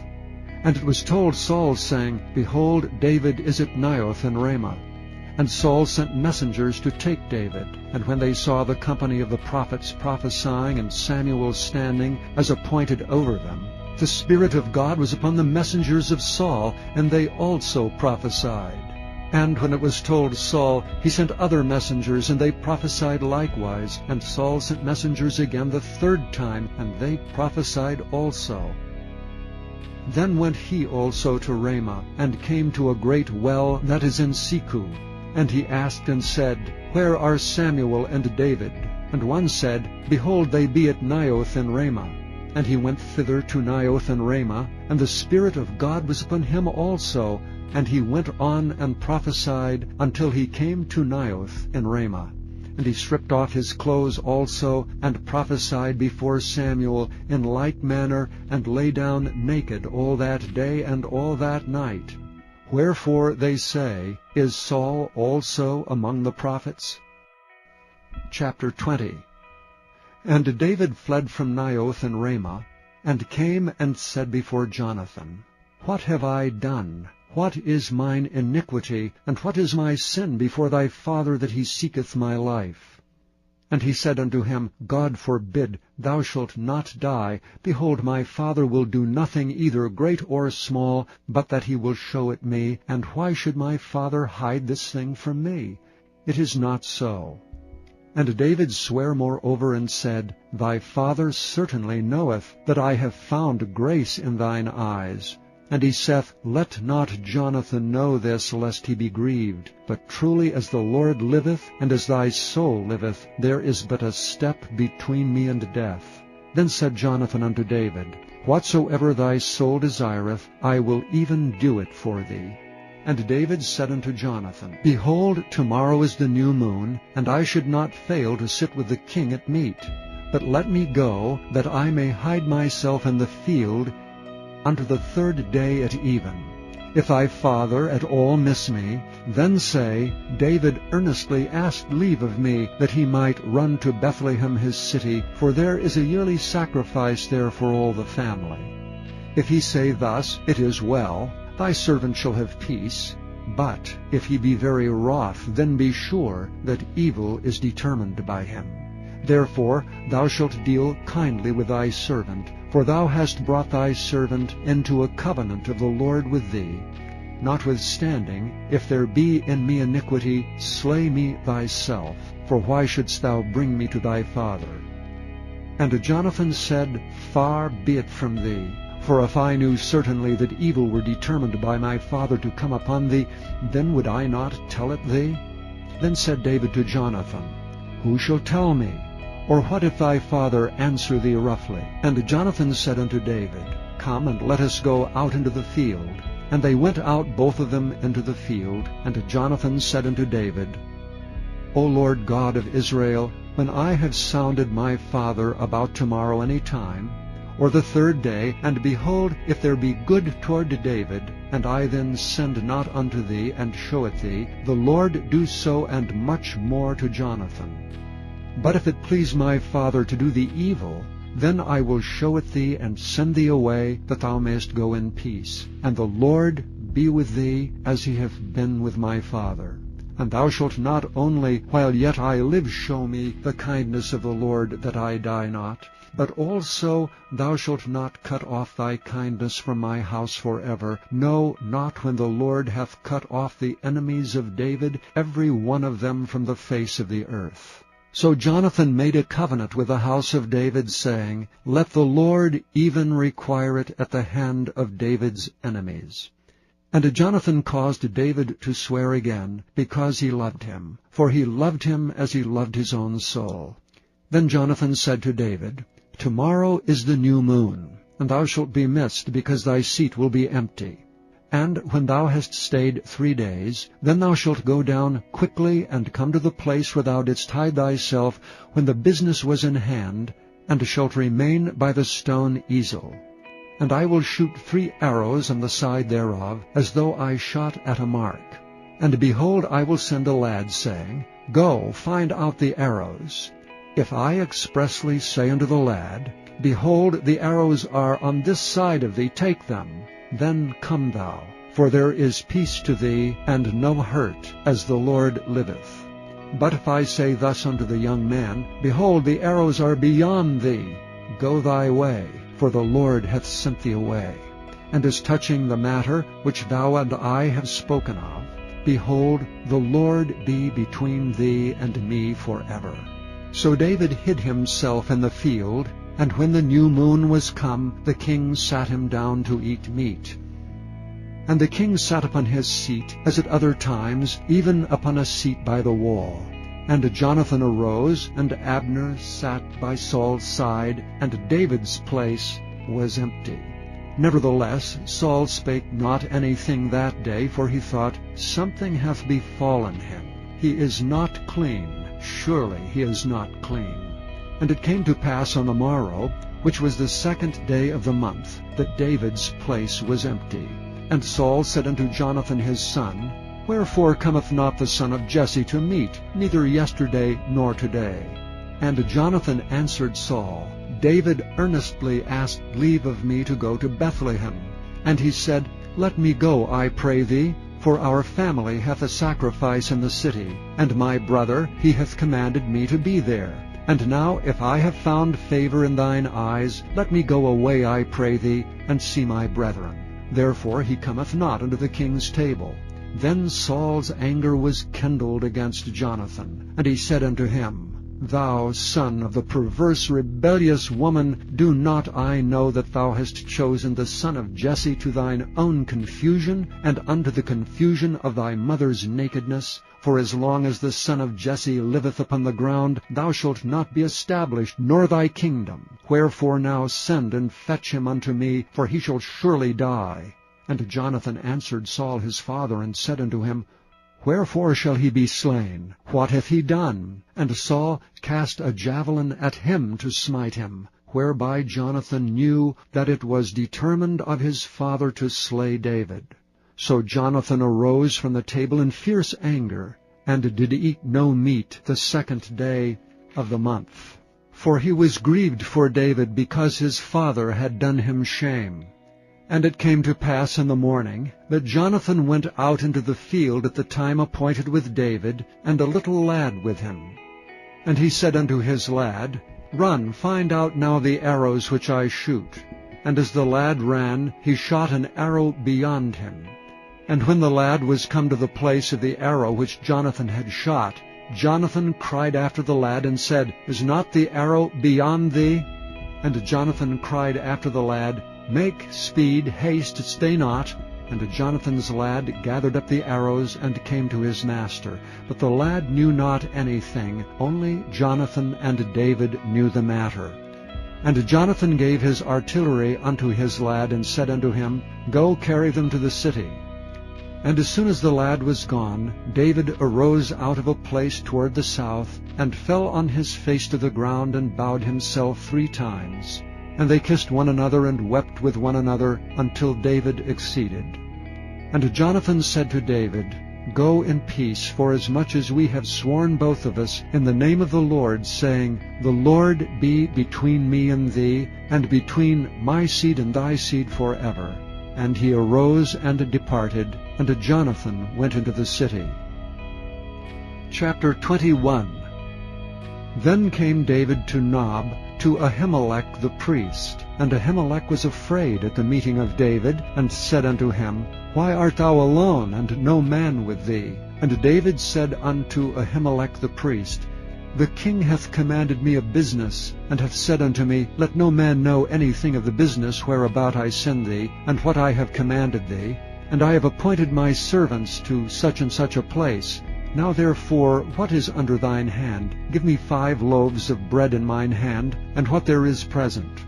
And the priest answered David and said, There is no common bread under mine hand, but there is hallowed bread, if the young men have kept themselves at least from women. And David answered the priest, and said unto him, Of a truth, women have been kept from us about these 3 days, since I came out, and the vessels of the young men are holy, and the bread is in a manner common, yea, though it were sanctified this day in the vessel.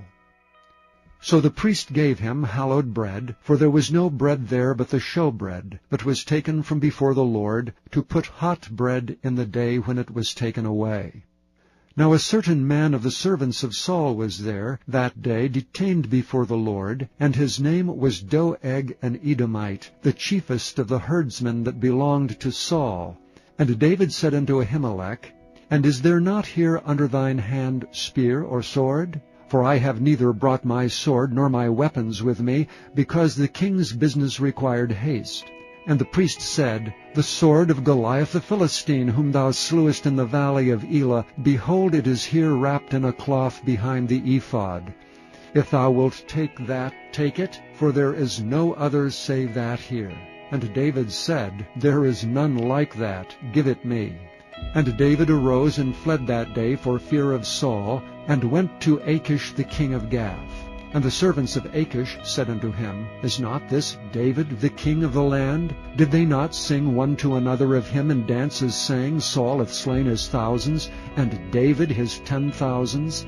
And David laid up these words in his heart, and was sore afraid of Achish the king of Gath. And he changed his behavior before them, and feigned himself mad in their hands, and scrabbled on the doors of the gate, and let his spittle fall down upon his beard. Then said Achish unto his servants, Lo, ye see the man is mad. Wherefore then have ye brought him to me? Have I need of madmen, that ye have brought this fellow to play the madman in my presence? Shall this fellow come into my house? Chapter 22. David therefore departed thence, and escaped to the cave Adullam. And when his brethren and all his father's house heard it, they went down thither to him. And every one that was in distress, and every one that was in debt, and every one that was discontented, gathered themselves unto him, and he became a captain over them. And there were with him about 400 men. And David went thence to Mizpeh of Moab. And he said unto the king of Moab, Let my father and my mother, I pray thee, come forth and be with you, till I know what God will do for me. And he brought them before the king of Moab, and they dwelt with him all the while that David was in the hold. And the prophet Gad said unto David, Abide not in the hold, depart, and get thee into the land of Judah. Then David departed, and came into the forest of Hareth.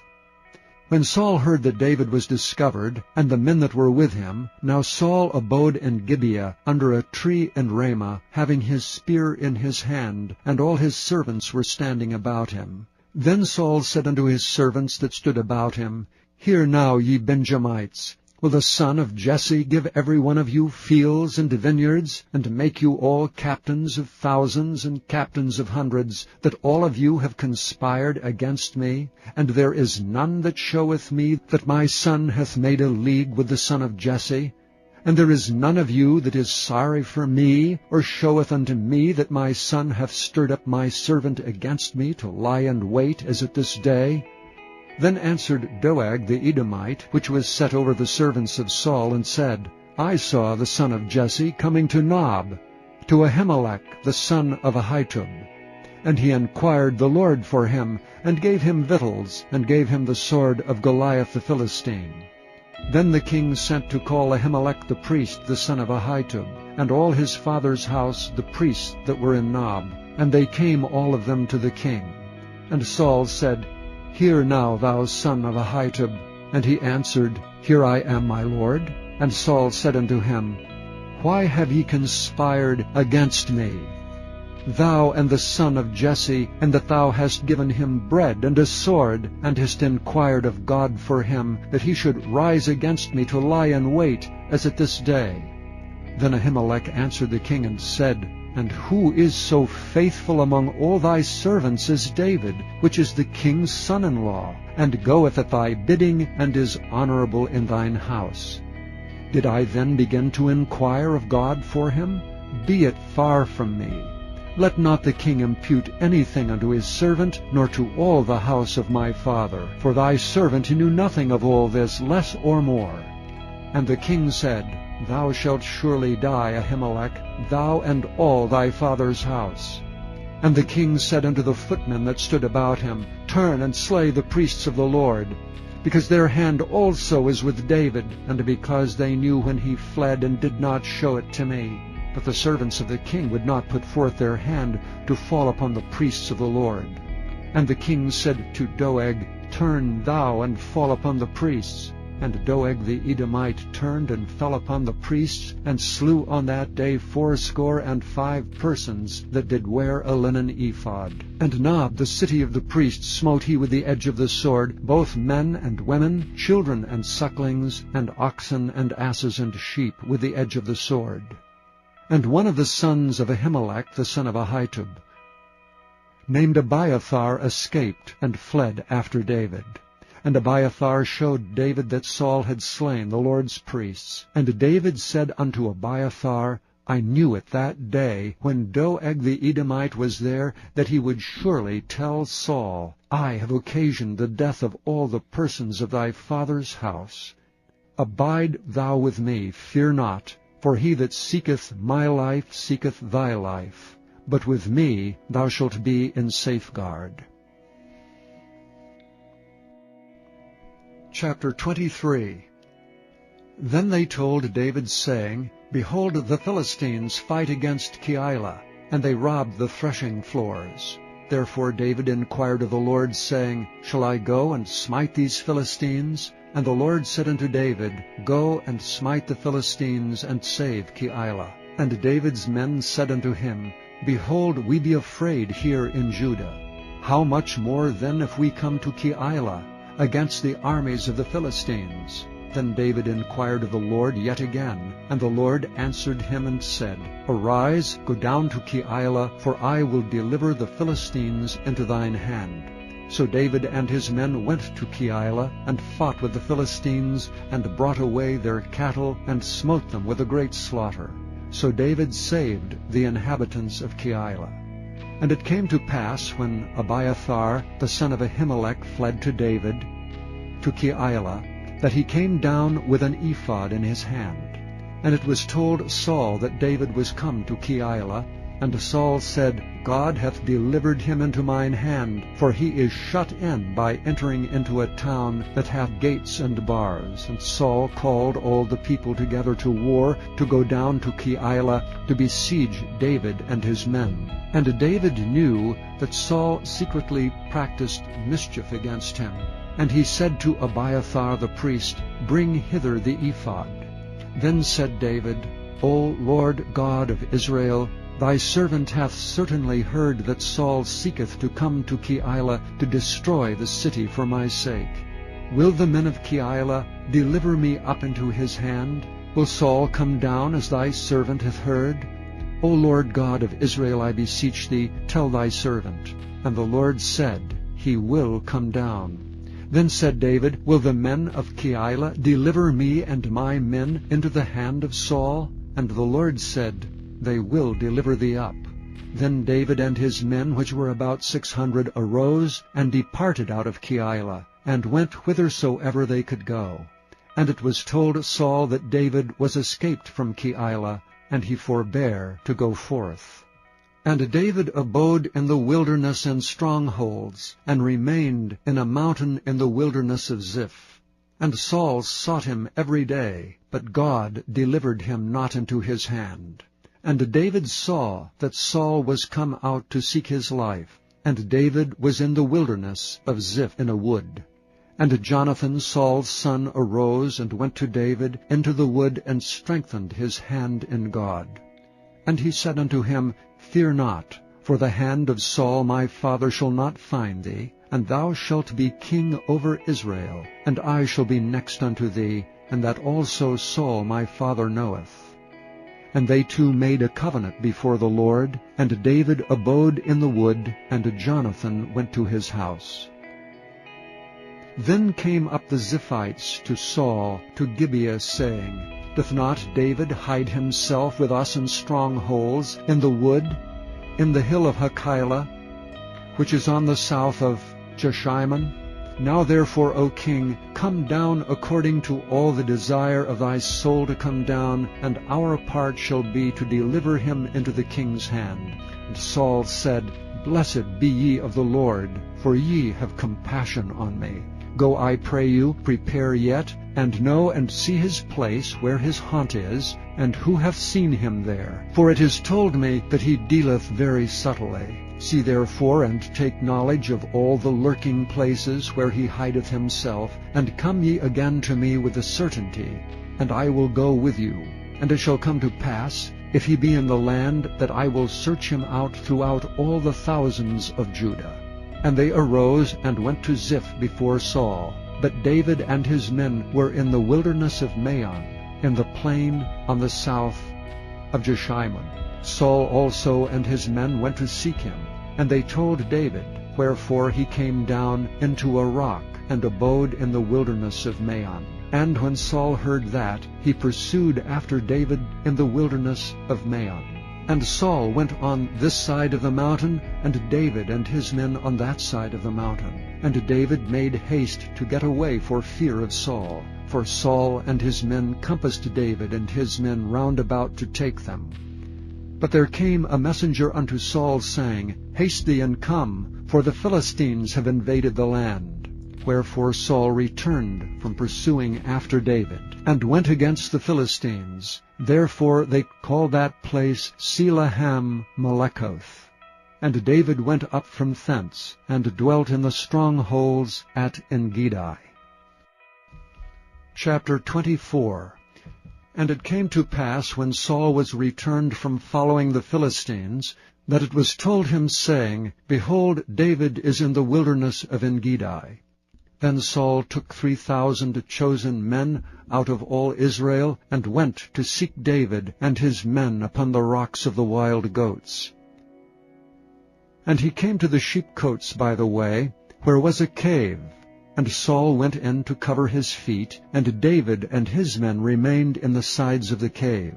And the men of David said unto him, Behold, the day of which the Lord said unto thee, Behold, I will deliver thine enemy into thine hand, that thou mayest do to him as it shall seem good unto thee. Then David arose and cut off the skirt of Saul's robe privily. And it came to pass afterward that David's heart smote him, because he had cut off Saul's skirt. And he said unto his men, The Lord forbid that I should do this thing unto my master, the Lord's anointed, to stretch forth mine hand against him, seeing he is the anointed of the Lord. So David stayed his servants with these words, and suffered them not to rise against Saul. But Saul rose up out of the cave, and went on his way. David also arose afterward, and went out of the cave, and cried after Saul, saying, My Lord the king. And when Saul looked behind him, David stooped with his face to the earth, and bowed himself. And David said to Saul, Wherefore hearest thou men's words, saying, Behold, David seeketh thy hurt? Behold, this day thine eyes have seen how that the Lord had delivered thee today into mine hand in the cave, and some bade me kill thee, but mine eye spared thee. And I said, I will not put forth mine hand against my Lord, for he is the Lord's anointed. Moreover, my father, see the skirt of thy robe in my hand. For in that I cut off the skirt of thy robe, and killed thee not, know thou and see that there is neither evil nor transgression in mine hand, and I have not sinned against thee. Yet thou huntest my soul to take it. The Lord judge between me and thee, and the Lord avenge me of thee, but mine hand shall not be upon thee. As saith the proverb of the ancients, wickedness proceedeth from the wicked, but mine hand shall not be upon thee. After whom is the king of Israel come out? After whom dost thou pursue? After a dead dog, after a flea. The Lord therefore be judge, and judge between me and thee, and see and plead my cause, and deliver me out of thine hand.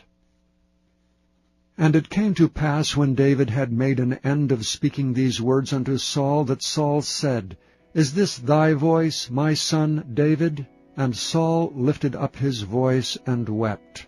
And he said to David, Thou art more righteous than I, for thou hast rewarded me good, whereas I have rewarded thee evil. And thou hast showed this day how that thou hast dealt well with me, forasmuch as when the Lord had delivered me into thine hand, thou killedst me not. For if a man find his enemy, will he let him go well away? Wherefore the Lord reward thee good, for that thou hast done unto me this day.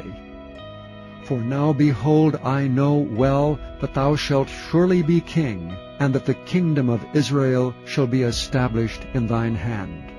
Swear now therefore unto me by the Lord, that thou wilt not cut off my seed after me, and that thou wilt not destroy my name out of my father's house. And David sware unto Saul, and Saul went home. But David and his men gat them up unto the hold. Chapter 25. And Samuel died, and all the Israelites were gathered together, and lamented him, and buried him in his house at Ramah. And David arose, and went down to the wilderness of Paran. And there was a man in Maon, whose possessions were in Carmel. And the man was very great, and he had 3,000 sheep and 1,000 goats, and he was shearing his sheep in Carmel. Now the name of the man was Nabal, and the name of his wife Abigail. And she was a woman of good understanding, and of a beautiful countenance. But the man was churlish and evil in his doings, and he was of the house of Caleb. And David heard in the wilderness that Nabal did shear his sheep. And David sent out 10 young men. And David said unto the young men, Get you up to Carmel, and go to Nabal, and greet him in my name. And thus shall ye say to him that liveth in prosperity, Peace be both to thee, and peace be to thine house, and peace be unto all that thou hast. And now I have heard that thou hast shearers. Now thy shepherds which were with us, we hurt them not, neither was there aught missing unto them all the while they were in Carmel.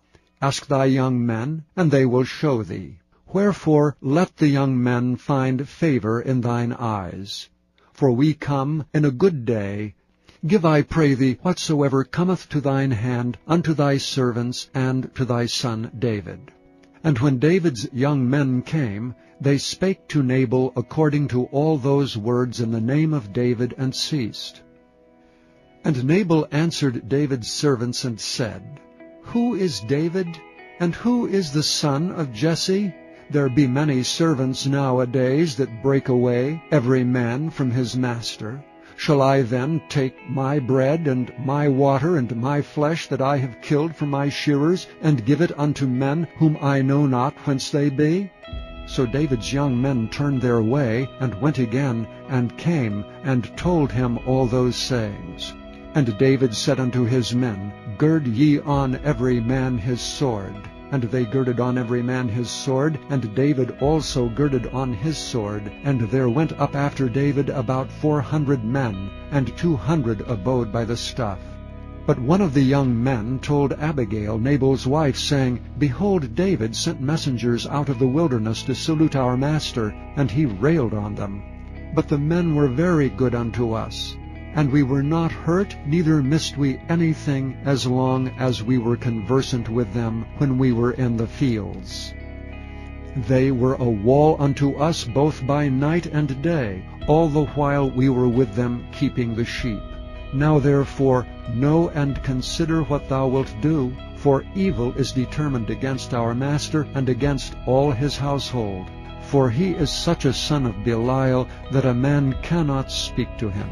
Then Abigail made haste and took 200 loaves and 2 bottles of wine, and 5 sheep ready dressed, and 5 measures of parched corn, and 100 clusters of raisins, and 200 cakes of figs, and laid them on asses. And she said unto her servants, Go on before me, behold, I come after you. But she told not her husband Nabal. And it was so, as she rode on the ass, that she came down by the covert of the hill, and behold, David and his men came down against her, and she met them. Now David had said, Surely in vain have I kept all that this fellow hath in the wilderness, so that nothing was missed of all that pertained unto him, and he hath requited me evil for good. So and more also do God unto the enemies of David, if I leave of all that pertain to him by the morning light any that pisseth against the wall. And when Abigail saw David, she hasted and lighted off the ass, and fell before David on her face, and bowed herself to the ground, and fell at his feet, and said, Upon me, my lord, upon me let this iniquity be, and let thine handmaid, I pray thee, speak in thine audience, and hear the words of thine handmaid. Let not my lord, I pray thee, regard this man of Belial, even Nabal, for as his name is, so is he. Nabal is his name, and folly is with him. But I thine handmaid saw not the young men of my lord, whom thou didst send. Now therefore, my lord, as the Lord liveth, and as thy soul liveth, seeing the Lord hath withholden thee from coming to shed blood, and from avenging thyself with thine own hand, now let thine enemies, and they that seek evil to my lord, be as Nabal. And now this blessing which thine handmaid hath brought unto my lord, let it even be given unto the young men that follow my lord. I pray thee, forgive the trespass of thine handmaid, for the Lord will surely make my lord a sure house, because my lord fighteth the battles of the Lord, and evil hath not been found in thee all thy days. Yet a man is risen to pursue thee, and to seek thy soul. But the soul of my lord shall be bound in the bundle of life with the Lord thy God.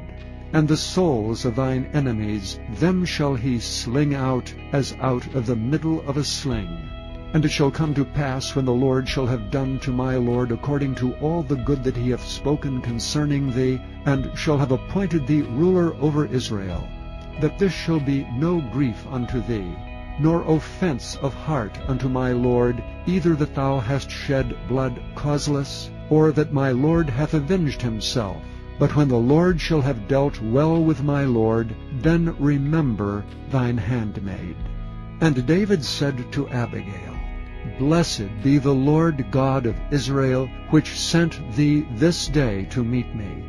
And blessed be thy advice, and blessed be thou which hast kept me this day from coming to shed blood, and from avenging myself with mine own hand.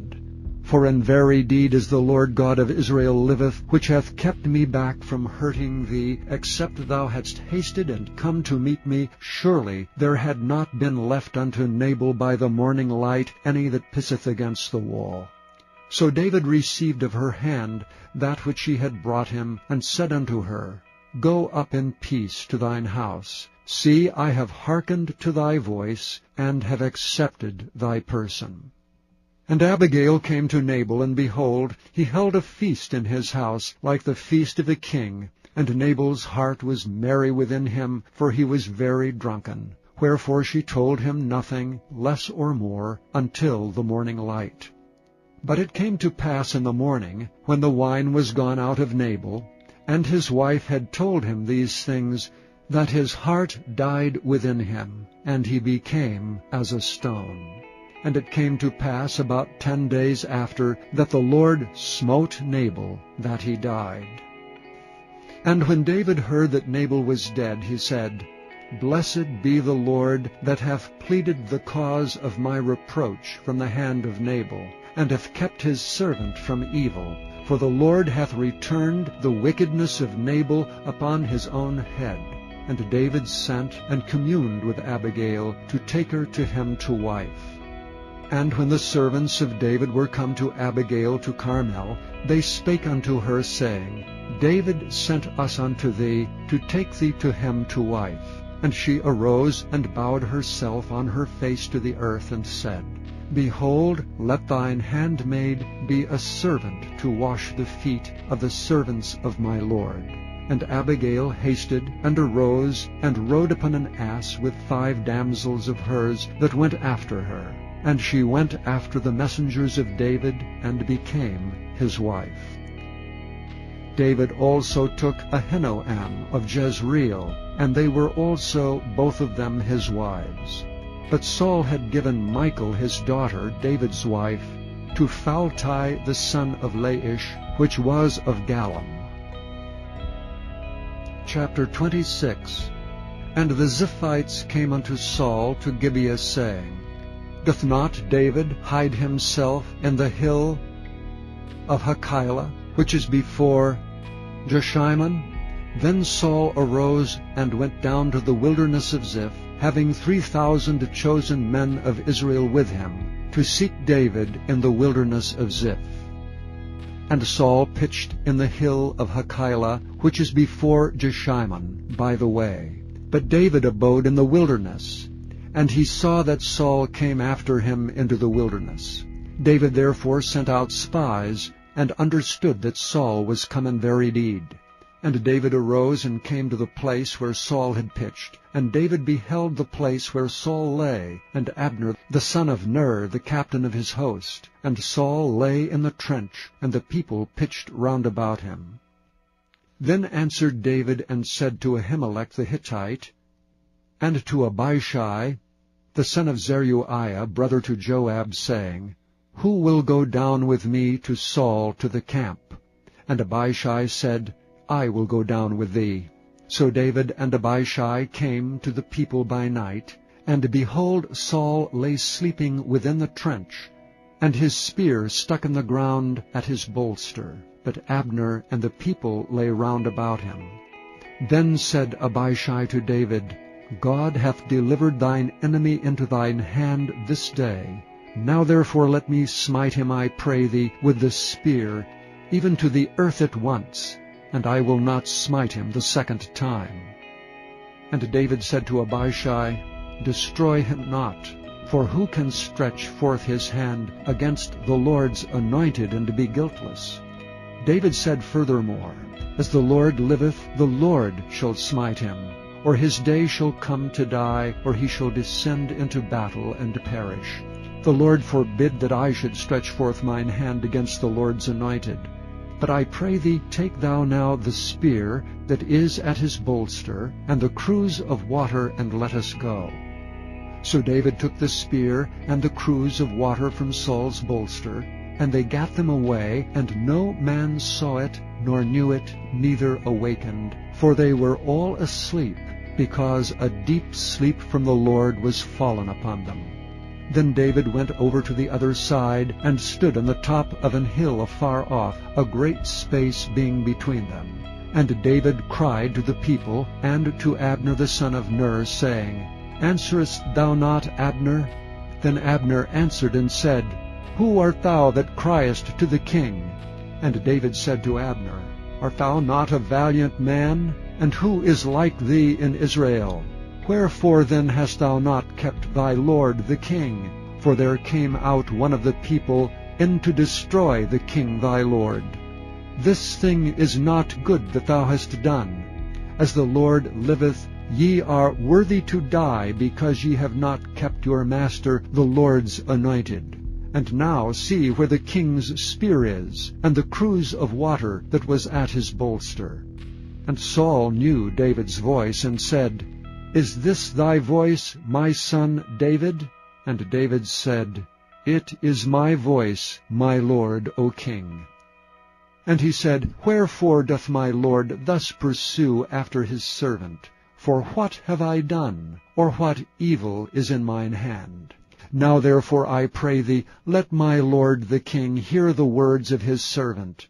If the Lord have stirred thee up against me, let him accept an offering. But if they be the children of men, cursed be they before the Lord, for they have driven me out this day from abiding in the inheritance of the Lord, saying, Go, serve other gods. Now therefore let not my blood fall to the earth before the face of the Lord. For the king of Israel is come out to seek a flea, as when one doth hunt a partridge in the mountains. Then said Saul, I have sinned. Return, my son David, for I will no more do thee harm, because my soul was precious in thine eyes this day. Behold, I have played the fool, and have erred exceedingly. And David answered and said, Behold the king's spear, and let one of the young men come over and fetch it. The Lord render to every man his righteousness and his faithfulness.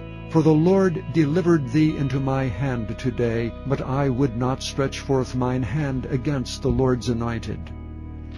And behold, as thy life was much set by this day in mine eyes, so let my life be much set by in the eyes of the Lord, and let him deliver me out of all tribulation. Then Saul said to David, Blessed be thou, my son David. Thou shalt both do great things, and also shalt still prevail. So David went on his way, and Saul returned to his place. Chapter 27. And David said in his heart, I shall now perish one day by the hand of Saul. There is nothing better for me than that I should speedily escape into the land of the Philistines, and Saul shall despair of me to seek me any more in the coast of Israel. So shall I escape out of his hand. And David arose, and he passed over with 600 men that were with him, unto Achish the son of Maoch, king of Gath. And David dwelt with Achish at Gath, he and his men, every man with his household, even David with his 2 wives, Ahinoam the Jezreelitess, and Abigail the Carmelitess, Nabal's wife. And it was told Saul that David was fled to Gath, and he sought no more again for him. And David said unto Achish, If I have now found grace in thine eyes, let them give me a place in some town in the country, that I may dwell there. For why should thy servant dwell in the royal city with thee? Then Achish gave him Ziklag that day, wherefore Ziklag pertaineth unto the kings of Judah unto this day. And the time that David dwelt in the country of the Philistines was a full year and 4 months. And David and his men went up and invaded the Geshurites, and the Gezrites, and the Amalekites. For these nations were of old the inhabitants of the land, as thou goest to Shur, even unto the land of Egypt. And David smote the land, and left neither man nor woman alive, and took away the sheep, and the oxen, and the asses, and the camels, and apparel, and returned, and came to Achish. And Achish said, Whither have ye made a road today? And David said, Against the south of Judah, and against the south of the Jerahmeelites, and against the south of the Kenites. And David saved neither man nor woman alive, to bring tidings to Gath, saying, Lest they should tell on us, saying, So did David, and so will be his manner all the while he dwelleth in the country of the Philistines. And Achish believed David, saying, He hath made his people Israel utterly to abhor him. Therefore he shall be my servant forever. Chapter 28. And it came to pass in those days that the Philistines gathered their armies together for warfare to fight with Israel. And Achish said unto David, Know thou assuredly that thou shalt go out with me to battle, thou and thy men. And David said to Achish, Surely thou shalt know what thy servant can do. And Achish said to David, Therefore will I make thee keeper of mine head forever. Now Samuel was dead, and all Israel had lamented him, and buried him in Ramah, even in his own city. And Saul had put away those that had familiar spirits, and the wizards out of the land. And the Philistines gathered themselves together, and came and pitched in Shunem. And Saul gathered all Israel together, and they pitched in Gilboa. And when Saul saw the host of the Philistines, he was afraid, and his heart greatly trembled. And when Saul inquired of the Lord answered him not, neither by dreams, nor by Urim, nor by prophets. Then said Saul unto his servants, Seek me a woman that hath a familiar spirit, that I may go to her and inquire of her. And his servants said to him, Behold, there is a woman that hath a familiar spirit at Endor. And Saul disguised himself, and put on other raiment. And he went, and 2 men with him, and they came to the woman by night. And he said, I pray thee, divine unto me by the familiar spirit, and bring me him up, whom I shall name unto thee. And the woman said unto him, Behold, thou knowest what Saul hath done, how he hath cut off those that have familiar spirits, and the wizards out of the land. Wherefore then layest thou a snare for my life, to cause me to die? And Saul sware to her by the Lord, saying, As the Lord liveth, there shall no punishment happen to thee for this thing. Then said the woman, Whom shall I bring up unto thee? And he said, Bring me up Samuel. And when the woman saw Samuel, she cried with a loud voice. And the woman spake to Saul, saying, Why hast thou deceived me? For thou art Saul. And the king said unto her, Be not afraid, for what sawest thou? And the woman said unto Saul, I saw gods ascending out of the earth. And he said unto her, What form is he of? And she said, An old man cometh up, and he is covered with a mantle. And Saul perceived that it was Samuel. And he stooped with his face to the ground, and bowed himself. And Samuel said to Saul, Why hast thou disquieted me to bring me up? And Saul answered, I am sore distressed, for the Philistines make war against me, and God is departed from me, and answereth me no more, neither by prophets, nor by dreams. Therefore I have called thee, that thou mayest make known unto me what I shall do. Then said Samuel, Wherefore then dost thou ask of me, seeing the Lord is departed from thee, and is become thine enemy? And the Lord hath done to him as he spake by me. For the Lord hath rent the kingdom out of thine hand, and given it to thy neighbor, even to David. Because thou obeyedst not the voice of the Lord, nor executedst his fierce wrath upon Amalek. Therefore hath the Lord done this thing unto thee this day. Moreover the Lord will also deliver Israel with thee into the hand of the Philistines, and tomorrow shalt thou and thy sons be with me. The Lord also shall deliver the host of Israel into the hand of the Philistines. Then Saul fell straightway all along the earth, and was sore afraid because of the words of Samuel. And there was no strength in him, for he had eaten no bread all the day, nor all the night. And the woman came unto Saul, and saw that he was sore troubled, and said unto him, Behold, thine handmaid hath obeyed thy voice, and I have put my life in my hand, and have hearkened unto thy words, which thou speakest unto me. Now therefore I pray thee, hearken thou also unto the voice of thine handmaid, and let me set a morsel of bread before thee, and eat, that thou mayest have strength when thou goest on thy way. But he refused and said, I will not eat. But his servants together with the woman compelled him, and he hearkened unto their voice. So he arose from the earth and sat upon the bed. And the woman had a fat calf in the house, and she hasted and killed it, and took flour, and kneaded it, and did bake unleavened bread thereof. And she brought it before Saul, and before his servants, and they did eat. Then they rose up, and went away that night. Chapter 29.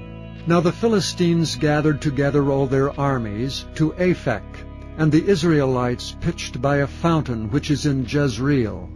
And the lords of the Philistines passed on by hundreds and by thousands, but David and his men passed on in the rearward with Achish.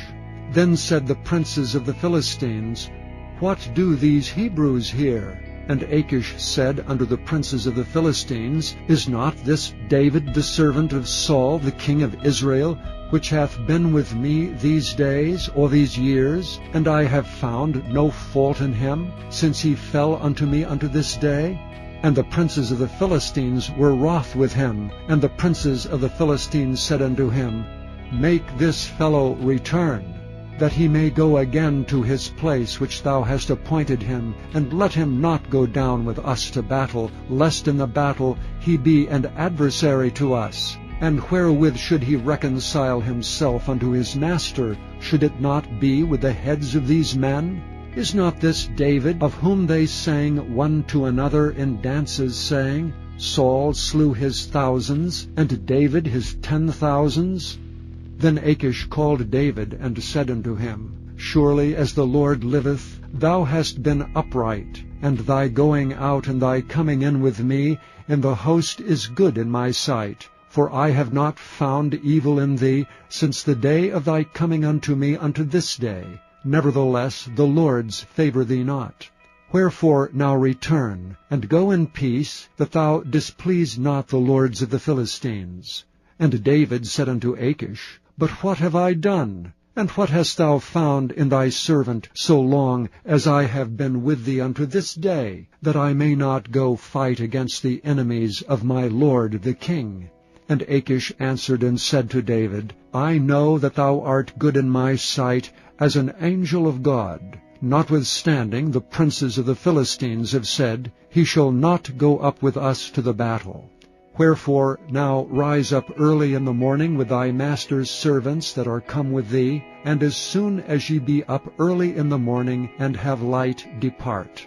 So David and his men rose up early to depart in the morning, to return into the land of the Philistines. And the Philistines went up to Jezreel. Chapter 30. And it came to pass, when David and his men were come to Ziklag on the 3rd day, that the Amalekites had invaded the south, and Ziklag, and smitten Ziklag, and burned it with fire, and had taken away the women captives that were therein. They slew not any, either great or small, but carried them away, and went on their way.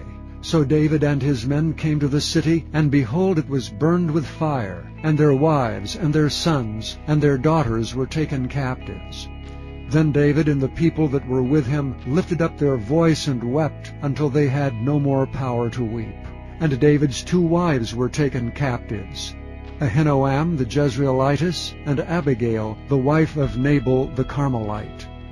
And David was greatly distressed, for the people spoke of stoning him, because the soul of all the people was grieved every man for his sons and for his daughters. But David encouraged himself in the Lord his God. And David said to Abiathar the priest, Ahimelech's son, I pray thee, bring me hither the ephod. And Abiathar brought thither the ephod to David. And David inquired at the Lord, saying, Shall I pursue after this troop? Shall I overtake them? And he answered him, Pursue, for thou shalt surely overtake them, and without fail recover all. So David went, he and the 600 men that were with him, and came to the brook Besor, where those that were left behind stayed. But David pursued, he and 400 men, for 200 abode behind, which were so faint that they could not go over the brook Besor. And they found an Egyptian in the field, and brought him to David, and gave him bread, and he did eat, and they made him drink water, and they gave him a piece of a cake of figs, and 2 clusters of raisins. And when he had eaten, his spirit came again to him, for he had eaten no bread, nor drunk any water 3 days and 3 nights. And David said unto him, To whom belongest thou? And whence art thou? And he said, I am a young man of Egypt, servant to an Amalekite, and my master left me because 3 days agone I fell sick. We made an invasion upon the south of the Kerethites, and upon the coast which belongeth to Judah, and upon the south of Caleb, and we burned Ziklag with fire. And David said to him, Canst thou bring me down to this company? And he said, Swear unto me by God, that thou wilt neither kill me, nor deliver me into the hands of my master, and I will bring thee down to this company. And when he had brought him down, behold, they were spread abroad upon all the earth, eating and drinking and dancing, because of all the great spoil they had taken out of the land of the Philistines, and out of the land of Judah, even unto the evening of the next day. And there escaped not a man of them, save 400 young men, which rode upon camels and fled. And David recovered all that the Amalekites had carried away, and David rescued his 2 wives. And there was nothing lacking to them, neither small nor great, neither sons nor daughters, neither spoil, nor anything that they had taken to them. David recovered all. And David took all the flocks and the herds, which they drave before those other cattle, and said, This is David's spoil. And David came to the 200 men, which were so faint that they could not follow David, whom they had made also to abide at the brook Besor, and they went forth to meet David, and to meet the people that were with him. And when David came near to the people, he saluted them. Then answered all the wicked men, and men of Belial, of those that went with David, and said, Because they went not with us, we will not give them aught of the spoil that we have recovered, save to every man his wife and his children, that they may lead them away and depart. Then said David, Ye shall not do so, my brethren, with that which the Lord hath given us, who hath preserved us, and delivered the company that came against us into our hand. For who will hearken unto you in this matter? But as his part is that goeth down to the battle, so shall his part be that tarrieth by the stuff. They shall part alike. And it was so from that day forward, that he made it a statute and an ordinance for Israel unto this day. And when David came to Ziklag, he sent of the spoil unto the elders of Judah, even to his friends, saying, Behold, a present for you of the spoil of the enemies of the Lord, to them which were in Bethel, and to them which were in South Ramoth, and to them that were in Jattir, and to them which were in Aroer, and to them which were in Siphmoth, and to them which were in Eshtemoa, and to them which were in Rachel, and to them which were in the cities of the Jerahmeelites, and to them which were in the cities of the Kenites, and to them which were in Hormah, and to them which were in Athak, and to them which were in Hebron, and to all the places where David himself and his men were wont to haunt. Chapter 31. Now the Philistines fought against Israel, and the men of Israel fled from before the Philistines, and fell down slain in Mount Gilboa. And the Philistines followed hard upon Saul and upon his sons. And the Philistines slew Jonathan and Abinadab, and Malchi-Shua, Saul's sons. And the battle went sore against Saul, and the archers hit him, and he was sore wounded of the archers. Then said Saul unto his armor-bearer, Draw thy sword, and thrust me through therewith, lest these uncircumcised come and thrust me through and abuse me. But his armor-bearer would not, for he was sore afraid. Therefore Saul took a sword, and fell upon it. And when his armor-bearer saw that Saul was dead, he fell likewise upon his sword, and died with him. So Saul died, and his 3 sons, and his armor-bearer, and all his men that same day together. And when the men of Israel that were on the other side of the valley, and they that were on the other side of Jordan, saw that the men of Israel fled, and that Saul and his sons were dead, they forsook the cities and fled, and the Philistines came and dwelt in them. And it came to pass on the morrow, when the Philistines came to strip the slain, that they found Saul and his 3 sons fallen in Mount Gilboa. And they cut off his head, and stripped off his armor, and sent into the land of the Philistines round about, to publish it in the house of their idols and among the people. And they put his armor in the house of Ashtaroth, and they fastened his body to the wall of Bethshan. And when the inhabitants of Jabesh-Gilead heard of that which the Philistines had done to Saul, all the valiant men arose, and went all night, and took the body of Saul, and the bodies of his sons from the wall of Bethshan, and came to Jabesh, and burnt them there.